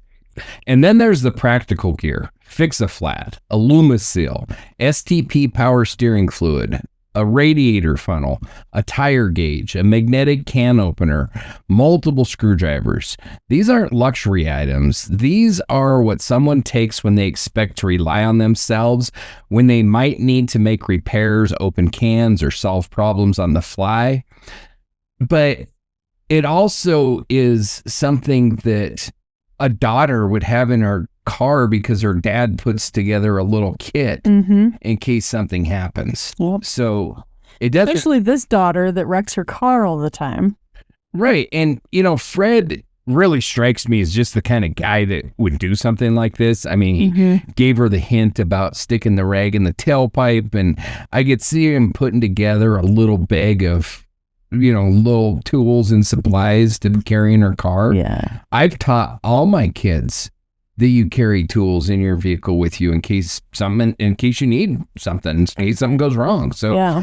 To me, it doesn't say, and maybe it's just the way that we grew up out here in the West, like this is normal, and we travel long distances for everything and distances across no man's land. Yeah, we don't ask how many miles away something is. We ask how many minutes or hours something is. Yeah.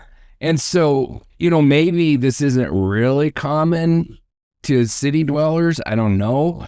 But to me, there's nothing at all strange about having a few tools and automotive supplies in your car. Right. Especially a car that's a pile of shit. Right. And that you're having technical issues with. Right. So, but let's not forget the snacks and the drinks. We've got Twizzlers, Diet Cherry Coke, a jar of pickles, like you said, gum. There's comfort there. About it. But there's also evidence of someone maybe provisioning for the road. These weren't fancy items. They were efficient. High in sodium, high in sugar. The kind of stuff you eat when you don't know when your next meal is coming. And among the deeply personal items, a photograph of Curtis Murray, makeup, tampons, a portable JVC CD player, and 34 CDs. A cassette of U2, a Led Zeppelin tape, a small mirror, trip essentials, but also things that connect Maura to a world she might have been about to leave behind. And that detail, the printed email from Bill Rausch referencing relationship issues, left visible, that wasn't buried. It was placed where it could be found. Was it a message, a clue, or a goodbye? And yet, one thing was very clearly missing. Maura's wallet, cell phone, credit cards, and backpack were never recovered. Those are the lifelines. The wallet and the phone, gone. The bag, gone. In a case like this, those missing items speak volumes. If you're running, those are the things you absolutely take. And that's exactly what she did. Some argue that the presence of so many personal items in the Saturn weakens the runaway theory. Why take shampoo but leave books? Why take makeup but leave nursing textbooks? But we have to look at it from a different angle. Maybe Maura packed only what she needed to start a new chapter: survival gear, identity concealment tools, and enough hygiene products to feel human while she figured things out. One more thing that often gets overlooked: for use of multiple calling cards found in the car. This was 2004. Burner phones weren't common yet. Calling cards were the next best thing for staying off the grid, making calls without triggering traceable patterns. The fact that Maura had multiple cards, including prepaid ones, suggests some planning in that direction too. Yeah, maybe. And I saw that reported, but I also remember that time. I had so freaking many of them. And you remember you would get the little card that was like, dial this number and it's only 15 cents a minute. Mm-hmm. Dial this one, it's 10 cents a minute or what. I mean, you know, you carried a lot of those, and it was damn hard to make a freaking long distance phone call without calling cards. I mean, you had to call the operator and then you used to do a credit card charge. Mm-hmm. To the operator. So you call the operator would pick up, and you'd say credit card, and then you'd give them the number, and then you'd have to give them your credit card. I mean, it was a freaking nightmare. For those of you too young to remember that, count yourself lucky, because that part sucked. Yes. So we have multiple hygiene products, including some gender neutral or maybe even masculine coded brands, a partially used pack of birth control, road maintenance supplies and car fix products, comfort items including snacks and music, calling cards, adapter cords, no visible phone, a missing wallet and backpack, a photograph left behind, and a printed email left in plain sight. This isn't a chaotic departure. It's deliberate, thorough, and multi-layered. It reflects someone who thought through the physical, emotional, and logistical dimensions of vanishing. And no, it's not conclusive, but it is consistent with someone who intended to disappear, not for a night, not for a week, but potentially for good. And again, that doesn't mean we buy this theory wholesale. It means we look at this inventory and ask ourselves, if we were trying to vanish, is this what she'd bring? If she were trying to vanish, is this what she'd bring? And the answer is maybe yeah. We can't forget what was not found. No blood, no struggle, no third-party DNA, just a locked car full of very specific things. If this wasn't a crime scene, it may have been a launch pad. So one of the loudest objections to the runaway theory comes from Maura Murray's own family, and it is a powerful one. Emotional, rooted in decades of searching, and echoed by every loved one who spent sleepless nights imagining what happened. The core of their argument is simple. She would not do this to us. She wouldn't just vanish. Not while her mother was sick, not when her siblings were actively checking in, not when her father Fred was helping her pick out a new car. To them, and to many in the public, those bonds are unbreakable. That silence would be unnatural. It's one of the most human responses we've seen in a missing person case. The belief that Lev should be stronger than whatever pain someone's running from. But sometimes that pain is the family. And that's not an accusation. It's a pattern we've seen again and again in other cases. That's what makes this segment so hard. because we're not here to pass judgment on Maura's parents or siblings. We're here to understand how someone who seemed deeply connected might have felt so deeply alone. There's a strong emotional logic to the argument that Maura wouldn't run.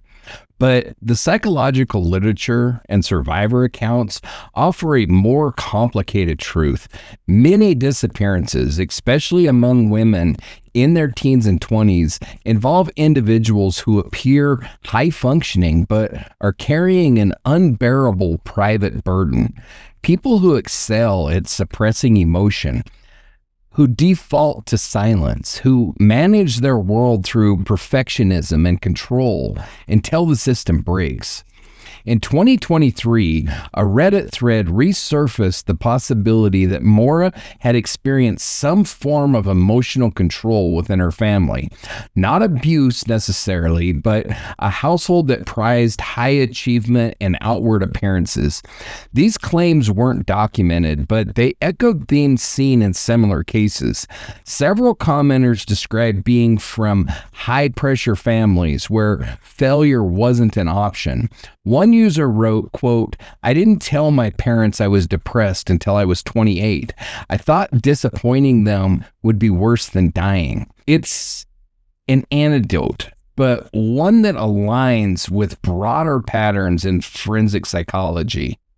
And let's be honest here. When you layer in everything else going on in Maura's life, you don't need a smoking gun to imagine how she felt cornered. She had just wrecked her dad's car, over maybe $10,000 in damage. She was still technically on probation for a credit card fraud case. She was probably embarrassed, stressed, emotionally raw from that February 5th call at work. And if you're already used to internalizing stress to keeping things private, then yeah, maybe a solo escape starts to look more rational than calling your mom or your sister. That brings us to something many experts call the collapse of identity. It's not necessarily a breakdown. It's more like a slow erosion of what you think your life is supposed to be. In Maura's case, there was her exit from West Point, a disciplined environment where she was thriving academically. Because of the theft at Fort Knox, that wasn't just a setback. That was a fracture in who she thought she was. She left in silence without explaining herself to most of her friends and started over at UMass. Same pattern. From there, things kept snowballing. The relationship with Bill Rausch, by all accounts, had some strain at least. The credit card incident was behind her, but it left a mark, and she kept it all close to the chest. Even when things were unraveling in February 2004, she didn't vent. She didn't overshare. She quietly emailed professors to say there'd been a death in the family. She packed up her room, removing posters and art from her dorm walls, and she just left.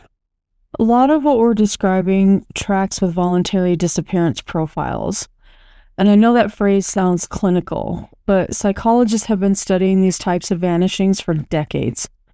Women, in particular, are often driven not by the desire to hurt others, but by the need to escape shame or loss of control.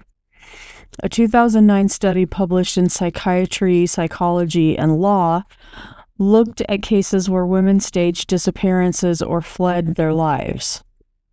The most common motivators were emotional exhaustion, fear of public humiliation, and the need to reset their identity somewhere far away. Maura checks several boxes: high performer, isolated stress, a triggering event, and a strong ability to mask her emotions in front of friends and family.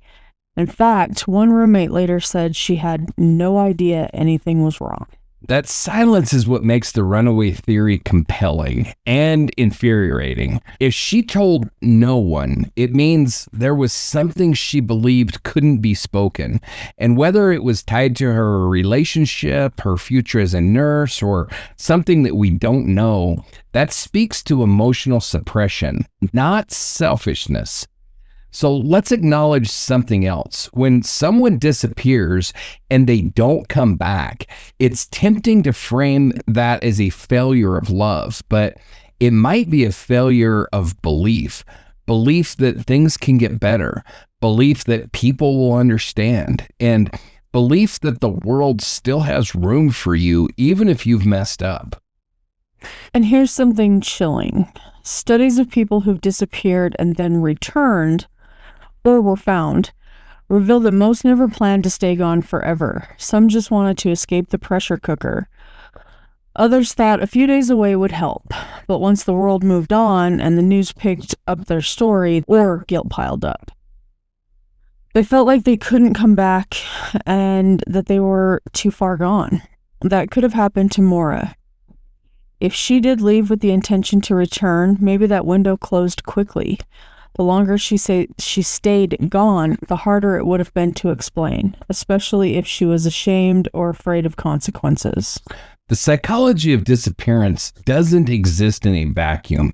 It intersects with family, with upbringing, with personal beliefs about forgiveness. Maura's family, and I mean this with full empathy, may have unintentionally been a factor, not through anything malicious, but through a culture of expectations. We know from multiple reports that her father pushed her to succeed and that Maura admired him deeply. That dynamic can be both empowering and crushing, especially when things go wrong. And it adds emotional weight to what journalist James Renner suggested in his writings. Let me be crystal clear. We do not endorse his extreme whack job bullshit theories, especially the claim that Maura ran away because of abuse from her father. That's not supported by evidence, and it's a serious accusation that deserves a higher standard of proof than speculation.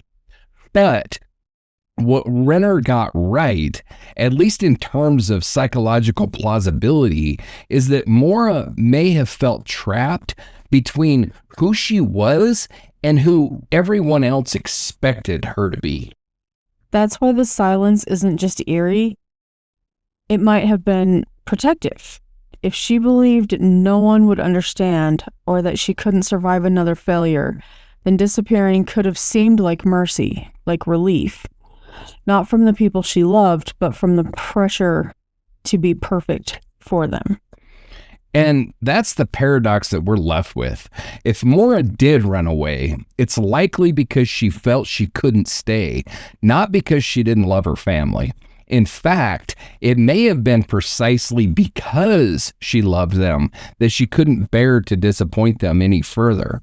So, as we move forward, we'll keep unpacking this theory, the car, the emails, the digital trail, the forensic silences, but this human piece, the emotional terrain, it matters just as much, because for someone to leave everything behind, there has to be a storm inside that no one else can see.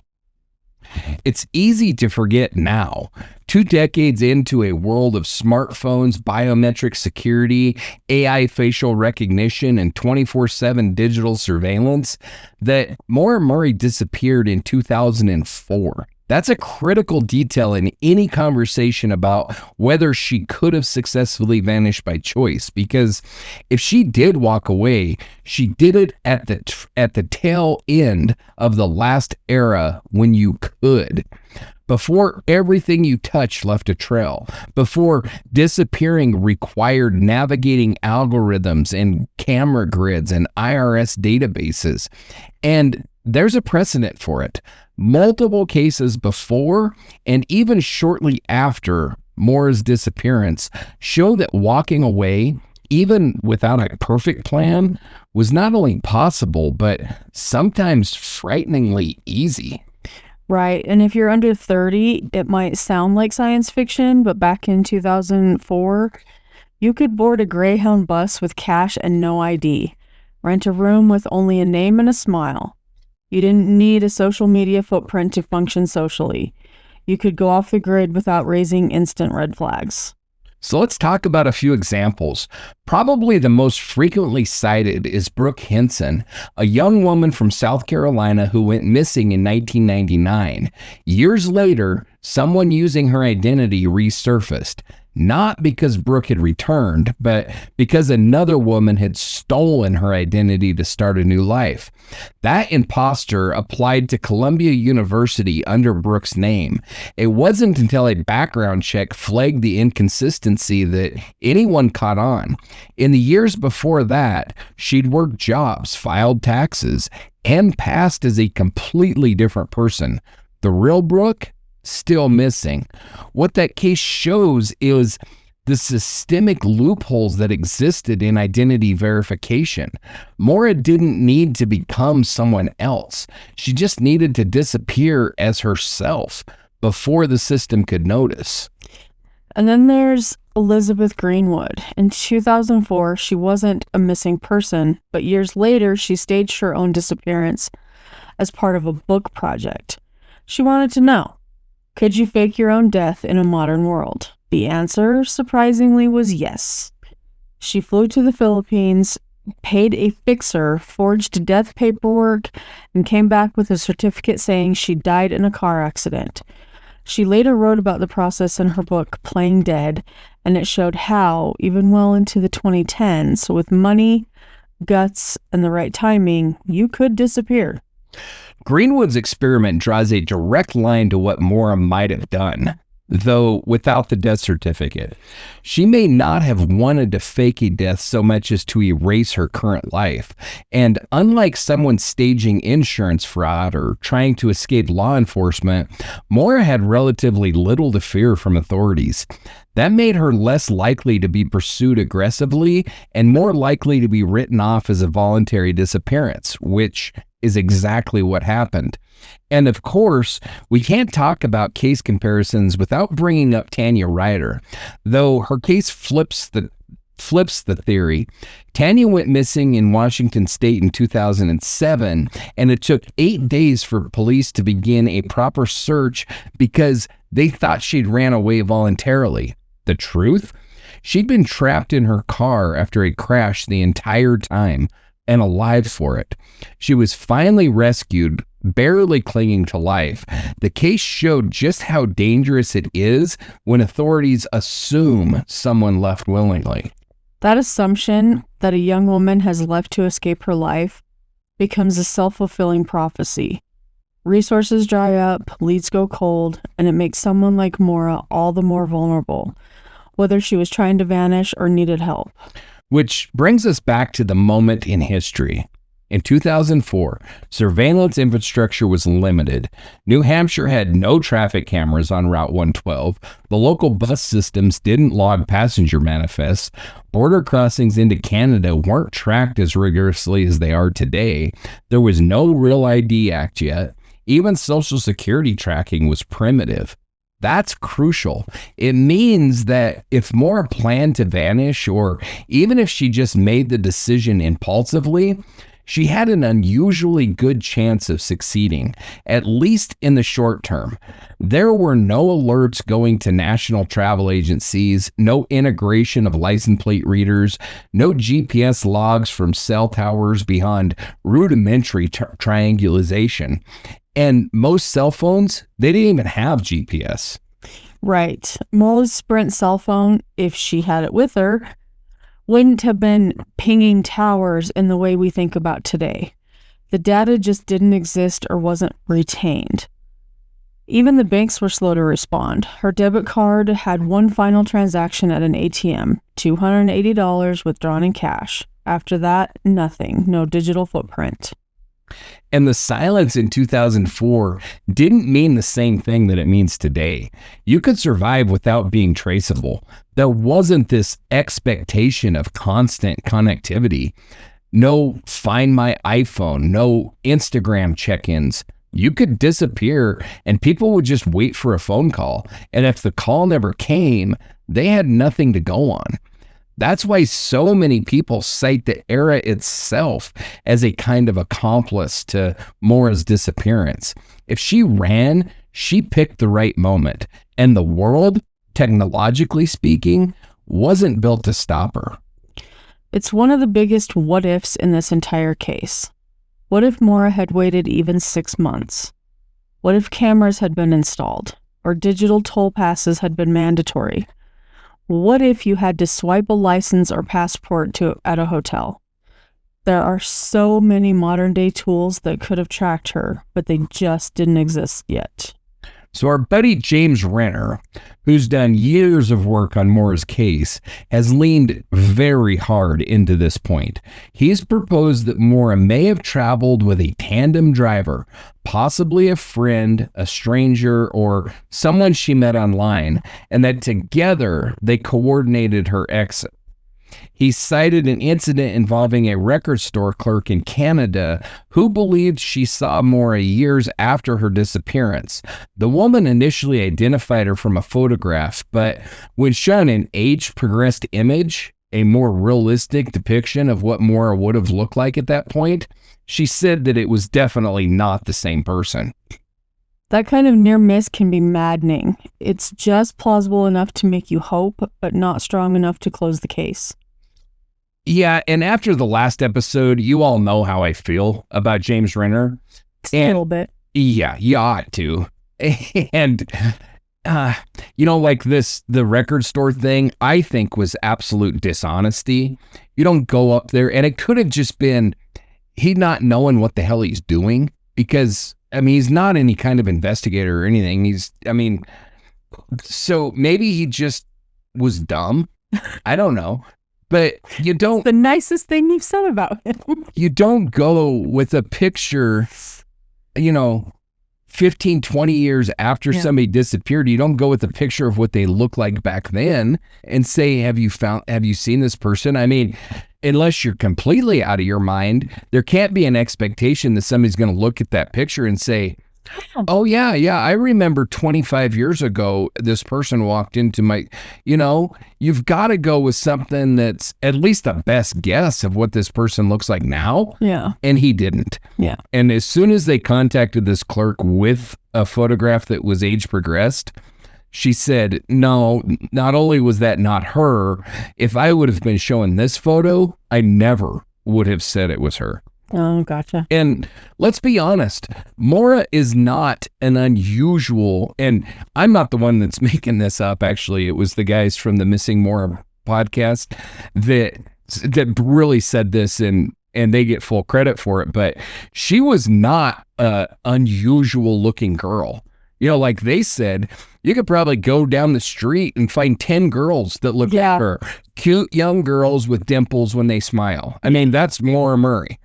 And so this idea that somebody's going to pick her out from a picture, 20 years ago? Yeah, it's just absurd. So, but you know how I feel about James Renner, but his name is woven into so much of this case that we just have to discuss it.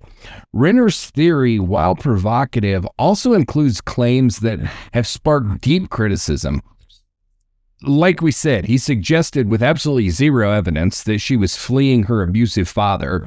There's no documented proof to support that. There's no police reports, no confessions, nothing.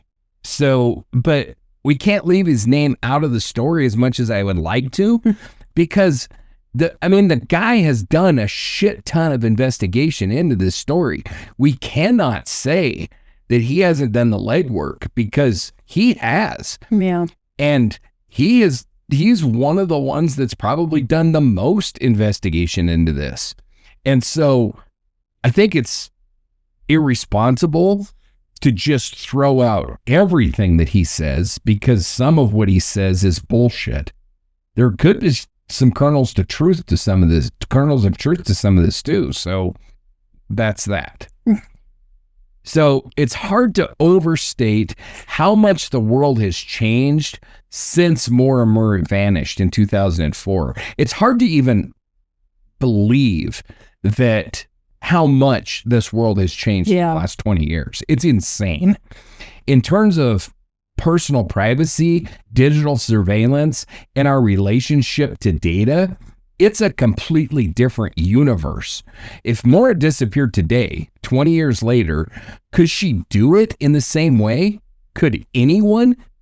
That question matters because it shapes how we interpret the runaway theory in hindsight. It also defines whether similar disappearances could ever happen again. The short answer is probably not. Not the same way. Not with the same odds.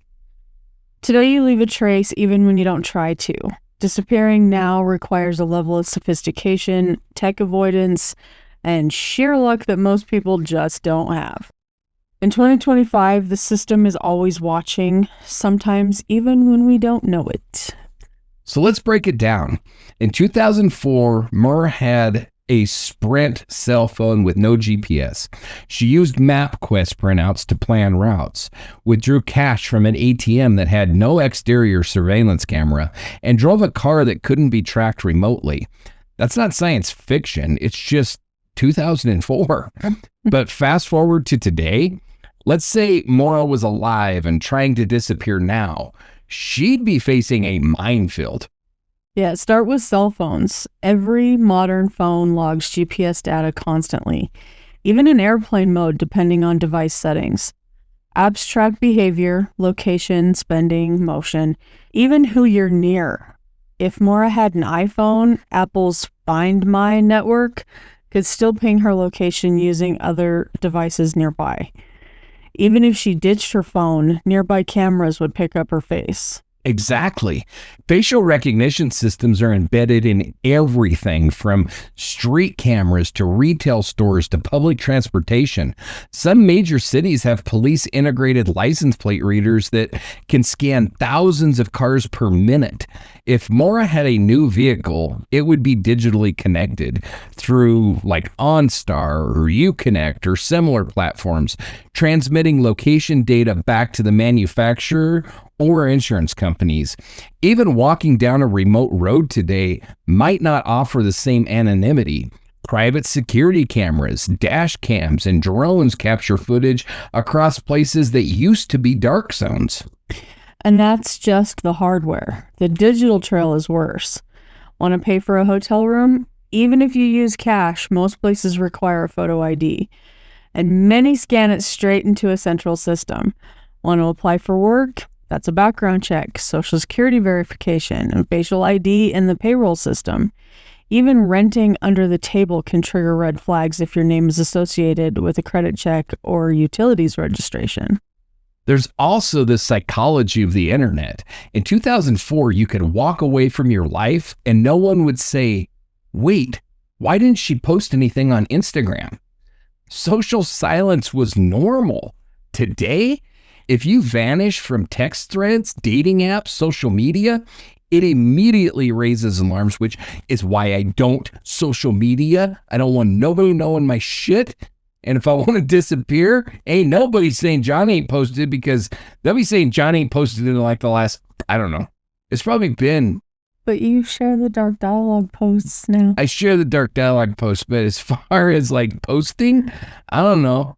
I think the last time would have maybe been when I took the kids to a Renaissance festival. So probably almost 10 years ago. Goodness sake. Like that. I don't. Anyway. To that point, though, I have a friend that I hadn't seen post in a month today. And finally, I reached out to her actual cell phone. I was like, dude, you okay? Like... It is a thing. Yeah. Most normal people, not like me. Most normal people, this is a real thing. And algorithms notice, friends notice. AI-powered search engines pick up anomalies in posting habits and flag accounts for inactivity. Plus, there's the evolution of law enforcement tools. Investigators today use real-time data access from EasyPass records to Uber history to Wi-Fi logins to track movement with uncanny precision. Why was that word hard? If Maura's disappearance happened today, the whole thing could have been traced in hours. Her route, her stops, her cell tower handoffs, possibly even audio from home assistants or smart devices in the places she visited. And let's not forget border surveillance.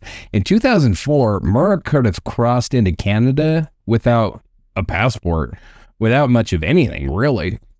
In 2025, facial scans are used at most major border checkpoints.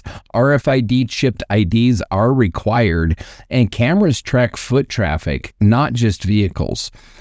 And you do have to have a passport to get into Canada. Now, I don't know. I think that they still allow you to walk across. I'm almost positive that they do. Like up in Niagara Falls, I'm almost positive you can walk across to the Canadian side and do your shopping and mess around over there and stuff and come back. But to drive across, you have to have a passport. Okay. So that's not to say that someone can't disappear now. People do it, but to do it successfully in 2025 requires expert level knowledge. You need to avoid not just surveillance, but people who know how to trace it.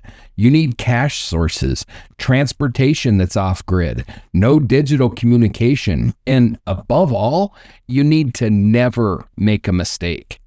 It turns the Maura Murray case into kind of a time capsule, a reminder that there was this small window in modern history, a sliver of time between the analog and digital eras. While walking away didn't require cyber erasure or darknet tricks, it just took a quiet moment, a little luck, and a world that hadn't yet learned to notice your absence. And that's important because it doesn't mean Maura's story is replicatable today. If she did run, her success may be due in large part to the year that it happened, to the fact that no camera caught her, no data pinged after the crash, no security system flagged her movements. Those absences weren't strategic, they were circumstantial. Which brings us back to how we interpret this theory in the present. The feasibility of the runaway theory in 2004 is not the same thing as the feasibility now. So when people ask, why hasn't anyone seen her? The answer might be because of the timing. Because if she succeeded in leaving back then, she's protected by the last era when people could still become ghosts. But if she didn't run, then the silence becomes more chilling. Because with everything we have now, the surveillance, the databases, the amateur investigators online, it's almost impossible to believe that nothing concrete has emerged. If she was harmed, you'd expect a sign. If she's alive, you'd expect a slip. And yet, nothing. That's the paradox that haunts this case. If she ran, she pulled it off at exactly the right time. If she didn't, the tools that we now rely on to solve cases may have arrived too late. It's a ghost story built on a technological fault line. And it's one we're still trying to decipher 2 decades later. If there's one thing that defines the runaway theory in Maura Murray's case, it's this: planning. Every piece of physical evidence, every choice Maura made in the final days before her disappearance, right down to the gaps in surveillance technology available in 2004, leans in that direction. But speculation only gets us so far. In this final stretch of the analysis, we ask one question: could it have worked? The logistics matter. We're not talking about a spur-of-the-moment dash into the woods. We're talking about a 21-year escape plan that began with careful calculation and continued with silence that, if Maura is still alive, has held to this day. So, what were the real-world mechanics? Could someone in her situation, in that rural corridor of northern New Hampshire, have pulled off a clean break? Let's start with her financial and technological preparation. Maura withdrew $280 from her account on the afternoon of February 9th. That was almost everything that she had. To most people in 2025, that number seems absurdly low. Barely enough for a hotel night in most cities, but in 2004, in a cash economy, it was more than enough to stay off the radar for a few days, especially in rural lodging that didn't require identification for check-in. As we know, she was making inquiries Maura placed two notable calls, one to a Bartlett, New Hampshire condo at 12:55 and another to a Stowe, Vermont lodging facility at 2:05 p.m. These weren't random. They suggest she had specific destinations in mind. Both locations were remote, reachable by side roads, and offered off-season pricing for long-term stays. And remember, no cell tower data tracked her. 2004 was a different world. GPS wasn't automatically tied to every device. And prepaid calling cards were a go-to option for people who didn't want their calls traced. According to that detailed item list we reviewed, Maura had multiple calling cards in her Saturn. One was issued by MCI, another by TTI National. That matters. They gave her the ability to make anonymous calls from any landline without pinging cell towers or logging into a personal account. Exactly. She had privacy, and more importantly, she had the tools to maintain it. That includes the birth control found in her car, with 4 pills missing, and an array of hygiene products, including multiple shampoos, deodorants, body spray, and sleeping aids. Not just one kind of shampoo, not just one toothbrush. She packed in layers. Victoria's Secret lotion, cucumber melon spray, multiple travel items. These weren't haphazard. They suggest an intent to maintain her physical comfort and identity, at least for a little while, on the move. Even the vehicle itself may have played a role. Some theories suggest that she intended to crash the Saturn near a bend on Route 112. It's a busy night. Yeah. Even gonna stay here. No kidding. Even the vehicle itself may have played a role. Some theories suggest she intended to crash the Saturn near a bend on Route 112, perhaps as a distraction. The rag in the tailpipe, explained later by her father Fred as a way to prevent the car from smoking, added ambiguity. What matters for this theory is that Maura packed it herself. She took the car north. She controlled where and how it stopped. But what about the escape? That's the core logistical question. How could she vanish from the scene? Well, the dog trail helps us here.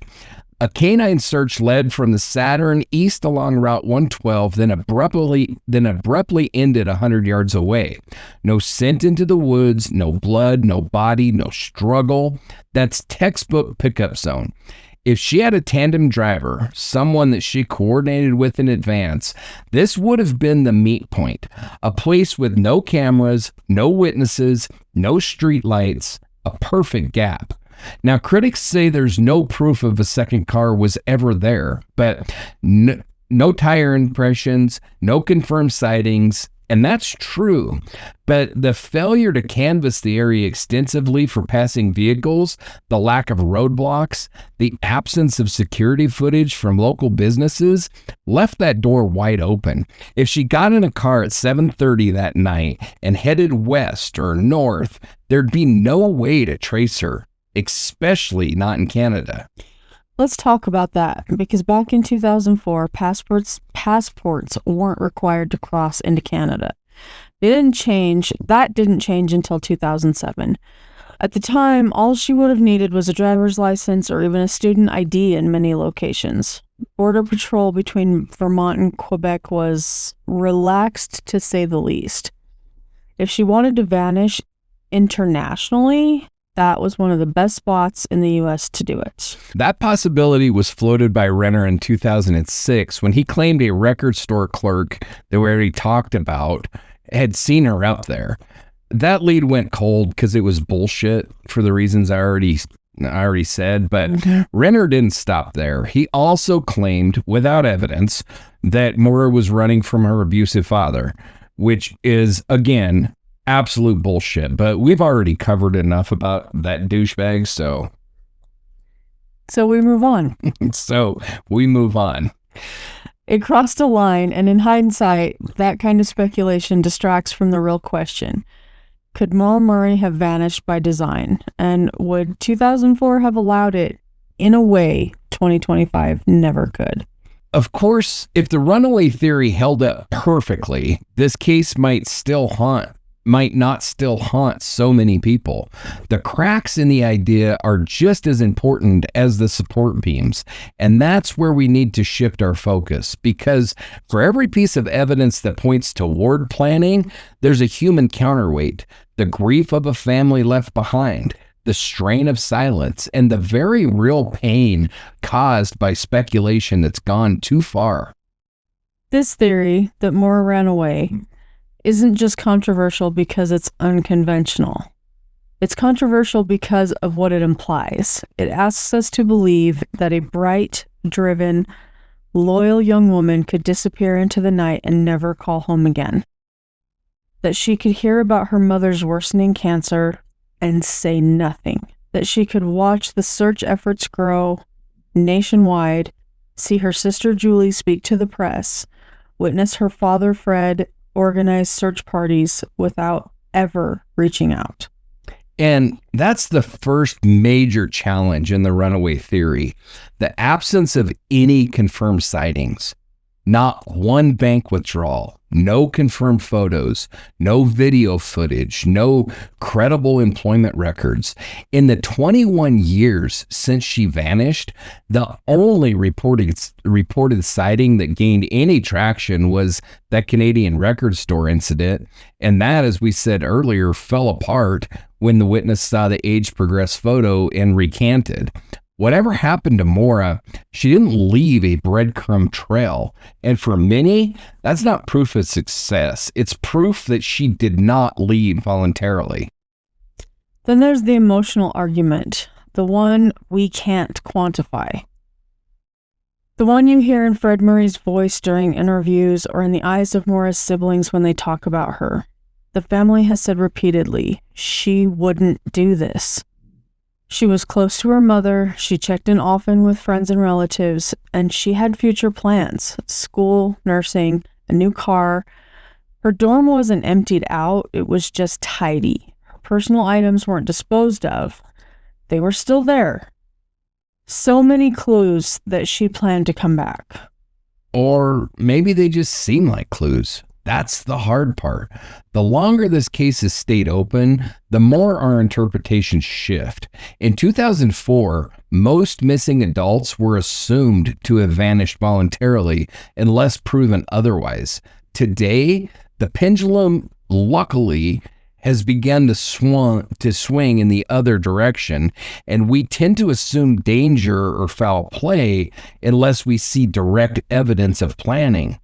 But this evolution of how we interpret missing persons' behavior brings us to something deeper and more urgent: the ethical responsibility of anyone investigating, reporting, or speculating on these cases. So, where does this leave us? If we pull together every thread, every motel call, every MapQuest search, every silence that followed, the runaway theory is possible. Not confirmed, not even likely in the eyes of many, but possible. Maura Murray had the intelligence, the resources, and perhaps the motive to disappear. She was under enormous pressure, facing multiple personal stressors, and moving through life like someone searching for an escape hatch. But possibility is not proof. It's also not peace. The theory may offer a framework, but it doesn't close the wound. If Maura did choose to vanish, she left behind people who loved her. People who searched rivers and climbed mountains and opened their lives to scrutiny, all for a daughter and sister they refused to give up on. That's the collateral damage of this idea. And that's why we examine it so carefully, not to promote it, not to dismiss it, but to test it. Because whether Maura ran or something far darker happened, the facts deserve the light. With that said, I can't buy this theory for a second. I think it is absolute bullshit that would require so many factors to align perfectly that it becomes improbable, if not completely impossible. Now let's shift our focus back to Maura as a person. Not just a theory, not just a mystery, but a full human life that mattered. Join us as we pay tribute to the woman at the center of it all, in a story that still echoes across the White Mountains. So before we jump into the victim tribute section, let's do a pulse check. So where are you at with this? We've covered James Renner, and this is our first real dive into the theory, but we laid it all out in episode 1. So where are you at with it all? I don't feel like she did it on purpose. Even with all of the abilities that 2004 afford and 2025 doesn't afford, it's still 21 years. We've said it. We've beat it to death. I don't believe it. I just don't. And so a couple of things that, I think about is, number one, if you're bailing on life, why do you email your professors and say there's been a death? You just go. And, I know a lot of people are like, well, it would buy her some more time. Okay, these are people that were never in college and never sat in a college classroom and looked at a professor that couldn't give two shits if you were there or not. Mm-hmm. These are people that went to high school that called your mommy when you didn't show up. Colleges don't do that shit. Not big colleges. Little colleges might, but this was a big college. Maybe Northwest might, but I went to Northwest. Yeah. There isn't no freaking professor at Northwest that's going to call anybody if my ass wasn't in class. They don't care. You're paying for it. If you don't want to be there, you don't have to be there. That's true. I mean, maybe if you had like a really close relationship with the professor, then they would be like, okay, this is this is not normal. Mm-hmm. But most professors, I mean, I sat in some like stadium classrooms when you were in there with, I don't know, 200 or 300 other people, mm-hmm. and the professors don't even know you. Yeah. Like if you set up a meeting to go talk to them, you have to explain who you are, what class they don't know you. Yeah. You're a number. You're just a number. Yeah. And so that I bring that up. Why do you email your professors? Well, you email them so that you can make up your exams or whatever you're going to miss when you come back to class. Yeah. That's the only reason that I can think of that you're going to email your professors. Yeah. Yeah. If you're going to skip high school, you're probably going to call in and say you're sick or something like that. College, they don't give a shit. Mm-mm. But they're also extremely strict about deadlines. Yeah. Again, not like high school where you might be able to go to your professor to your teacher and say, oh, can I turn in my test or can I do? In college, they're like, no, you weren't here. Get your ass out of here. I don't even know who the hell you are. Yeah. Go away. And then the other big question that comes to my mind is, why does she have textbooks in her car? Mm-hmm. If she's leaving her life. Why would she still want to learn? Yeah, I mean, even if she planned on continuing a nursing program somewhere else down the line, I mean, you're not going to have your textbooks and homework and shit with you. That stuff is going to be left. Mm-hmm. To me, when I read that list, when I was going through the list in her car, I was thinking, okay, if I'm leaving, most of this is shit I'm leaving in my dorm room. Yeah. Because I'm never coming back to school. Yeah. I'm not packing up all deal with it. Heavy ass books and stuff. Yeah. I'm taking the necessities and I'm bailing. Mm-hmm. And then, so just one last thing that I really want to bring attention to, and that is, in this episode, we made the insinuation that Fred really pushed her to succeed and all this kind of stuff. And those accusations have been made. I felt that it was important to include them because there could be a causation there. But I also will say that Fred has vehemently denied that. And so has Julie, her sister. Both of them have said, no, I mean, he ran track. He ran like marathons and stuff like that. And the girls admired what he was doing, and so that's how they got into track. And he didn't push them, but he encouraged them. I just never got the impression at all from interviews. I saw an interview with her brother. I saw an interview with Kathleen, and I saw an interview with Julie. And then I've seen multiple interviews with Fred. And I didn't get that impression from any of them. Matter of fact, every one of them was just unequivocal. No, he was not like that. And so, although we said it, I just wanted to bring that out, that I don't think that that was the case at all. I don't think that he was pushing her. And yeah. So, but with that, we can now move on to the tribute. So we've spent a lot of time this episode breaking down timelines, inventory lists, psychological profiles, and forensic gaps.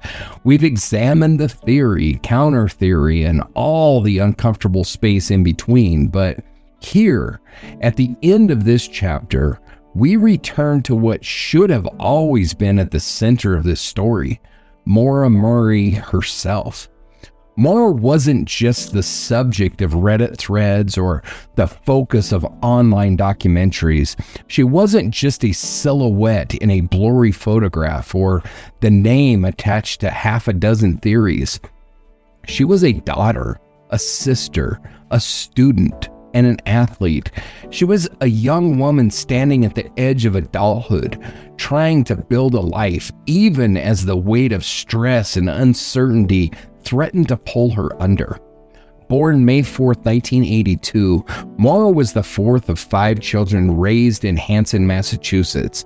Her family described her as smart, competitive, and quiet, but with a quietness that didn't mean absence. She absorbed things deeply. She thought before she spoke. When she did speak, her words had weight. Those who knew her best say she had a wry sense of humor and could be fiercely loyal once she let you in. She wasn't just book smart. She was driven. She ran track with everything that she had, pushing her body past its limits. She got into West Point because she earned it, and she stayed there through hazing, through hardship, until that one mistake at Fort Knox shifted the direction of her life. That moment, stealing a small amount of makeup from the Fort Knox commissary, has been dissected endlessly, but like so many moments in Maura's story, it's best understood not in isolation, but as part of a larger, more complicated picture. She was young, under pressure, maybe testing limits, maybe breaking under them. The point isn't what she took. The point is that after she was caught, she didn't collapse. She recalibrated. She shifted gears. She moved to UMass Amherst and took up nursing. She got a job. She made new friends. She started over.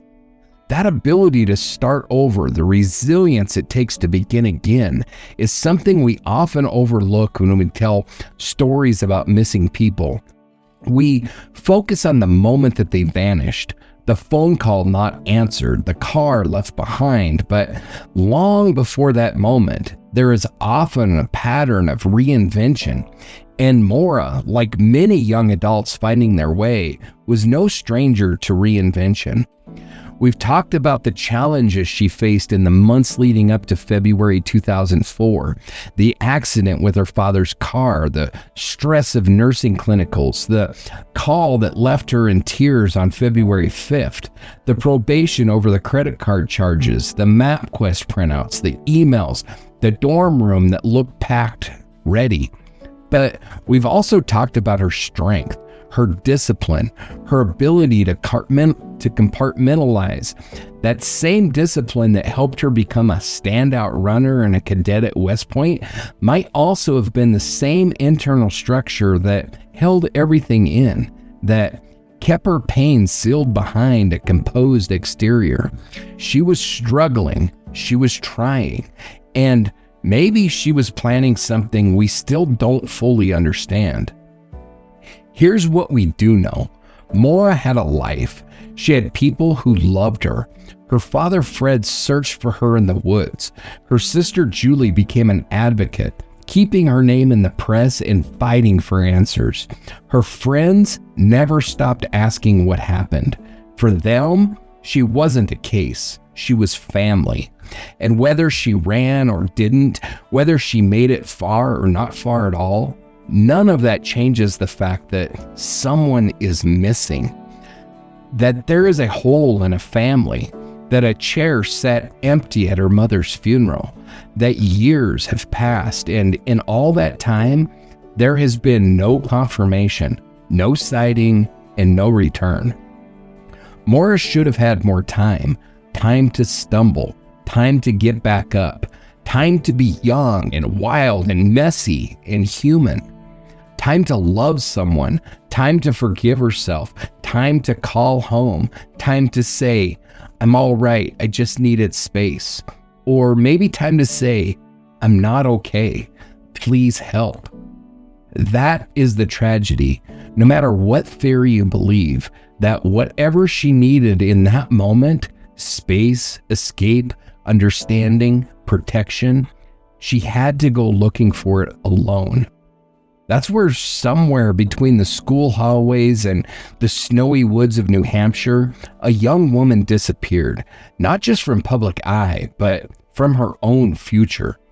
We don't know if Maura ran from something or towards something. We don't know if she ever made it to the destination that she imagined. What we do know is that she mattered, that her life, short as it may have been, echoed in more ways than most of us will ever know.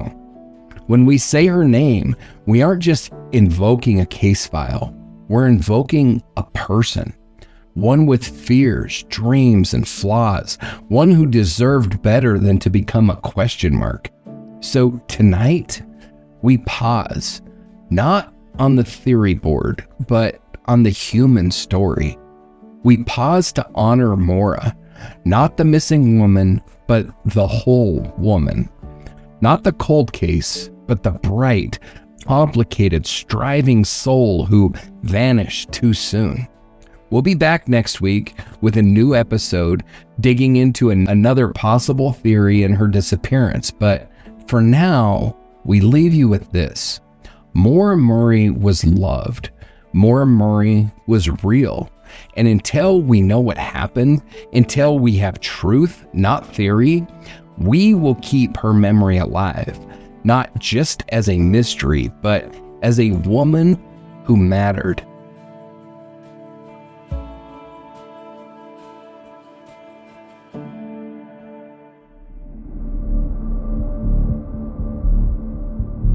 That brings us to the end of Dark Dialogue, Echoes in the Pines, Part 2, The Runaway Theory. Whether you followed this case for years or are just discovering Maura's story, we want to thank you for listening with compassion and curiosity. If this episode resonated with you, please consider sharing it with others who care about justice, truth, and the stories of those left behind. You can follow us on social media, Facebook, YouTube, and X at Dark Dialogue Pod, or visit our website at darkdialogue.com. Join the conversation, explore our archives, and contribute to ongoing discussions. We also invite you to support the show by joining us on Patreon at patreon.com/darkdialoguepod, or buying us a coffee at coffee.com/darkdialogue. Your support helps keep these investigations alive, support new research, and ensures we can continue honoring the lives behind the headlines. If you know something about Maura Murray's disappearance, or have connections, ideas, or even just questions, we encourage you to reach out. Contact us at info@darkdialogue.com or leave a voice message on our site. Every voice matters. Next time on Dark Dialogue, we continue our series on Maura Murray by examining the death by exposure theory, the possibility that Maura became lost in the woods of New Hampshire and succumbed to the elements.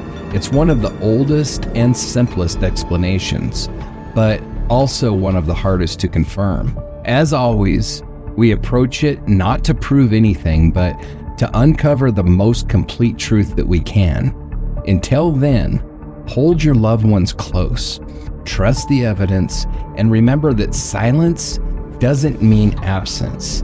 It means there's more to understand. I'm John. And I'm Angela. Keep searching, keep seeking, and keep the dialogue alive.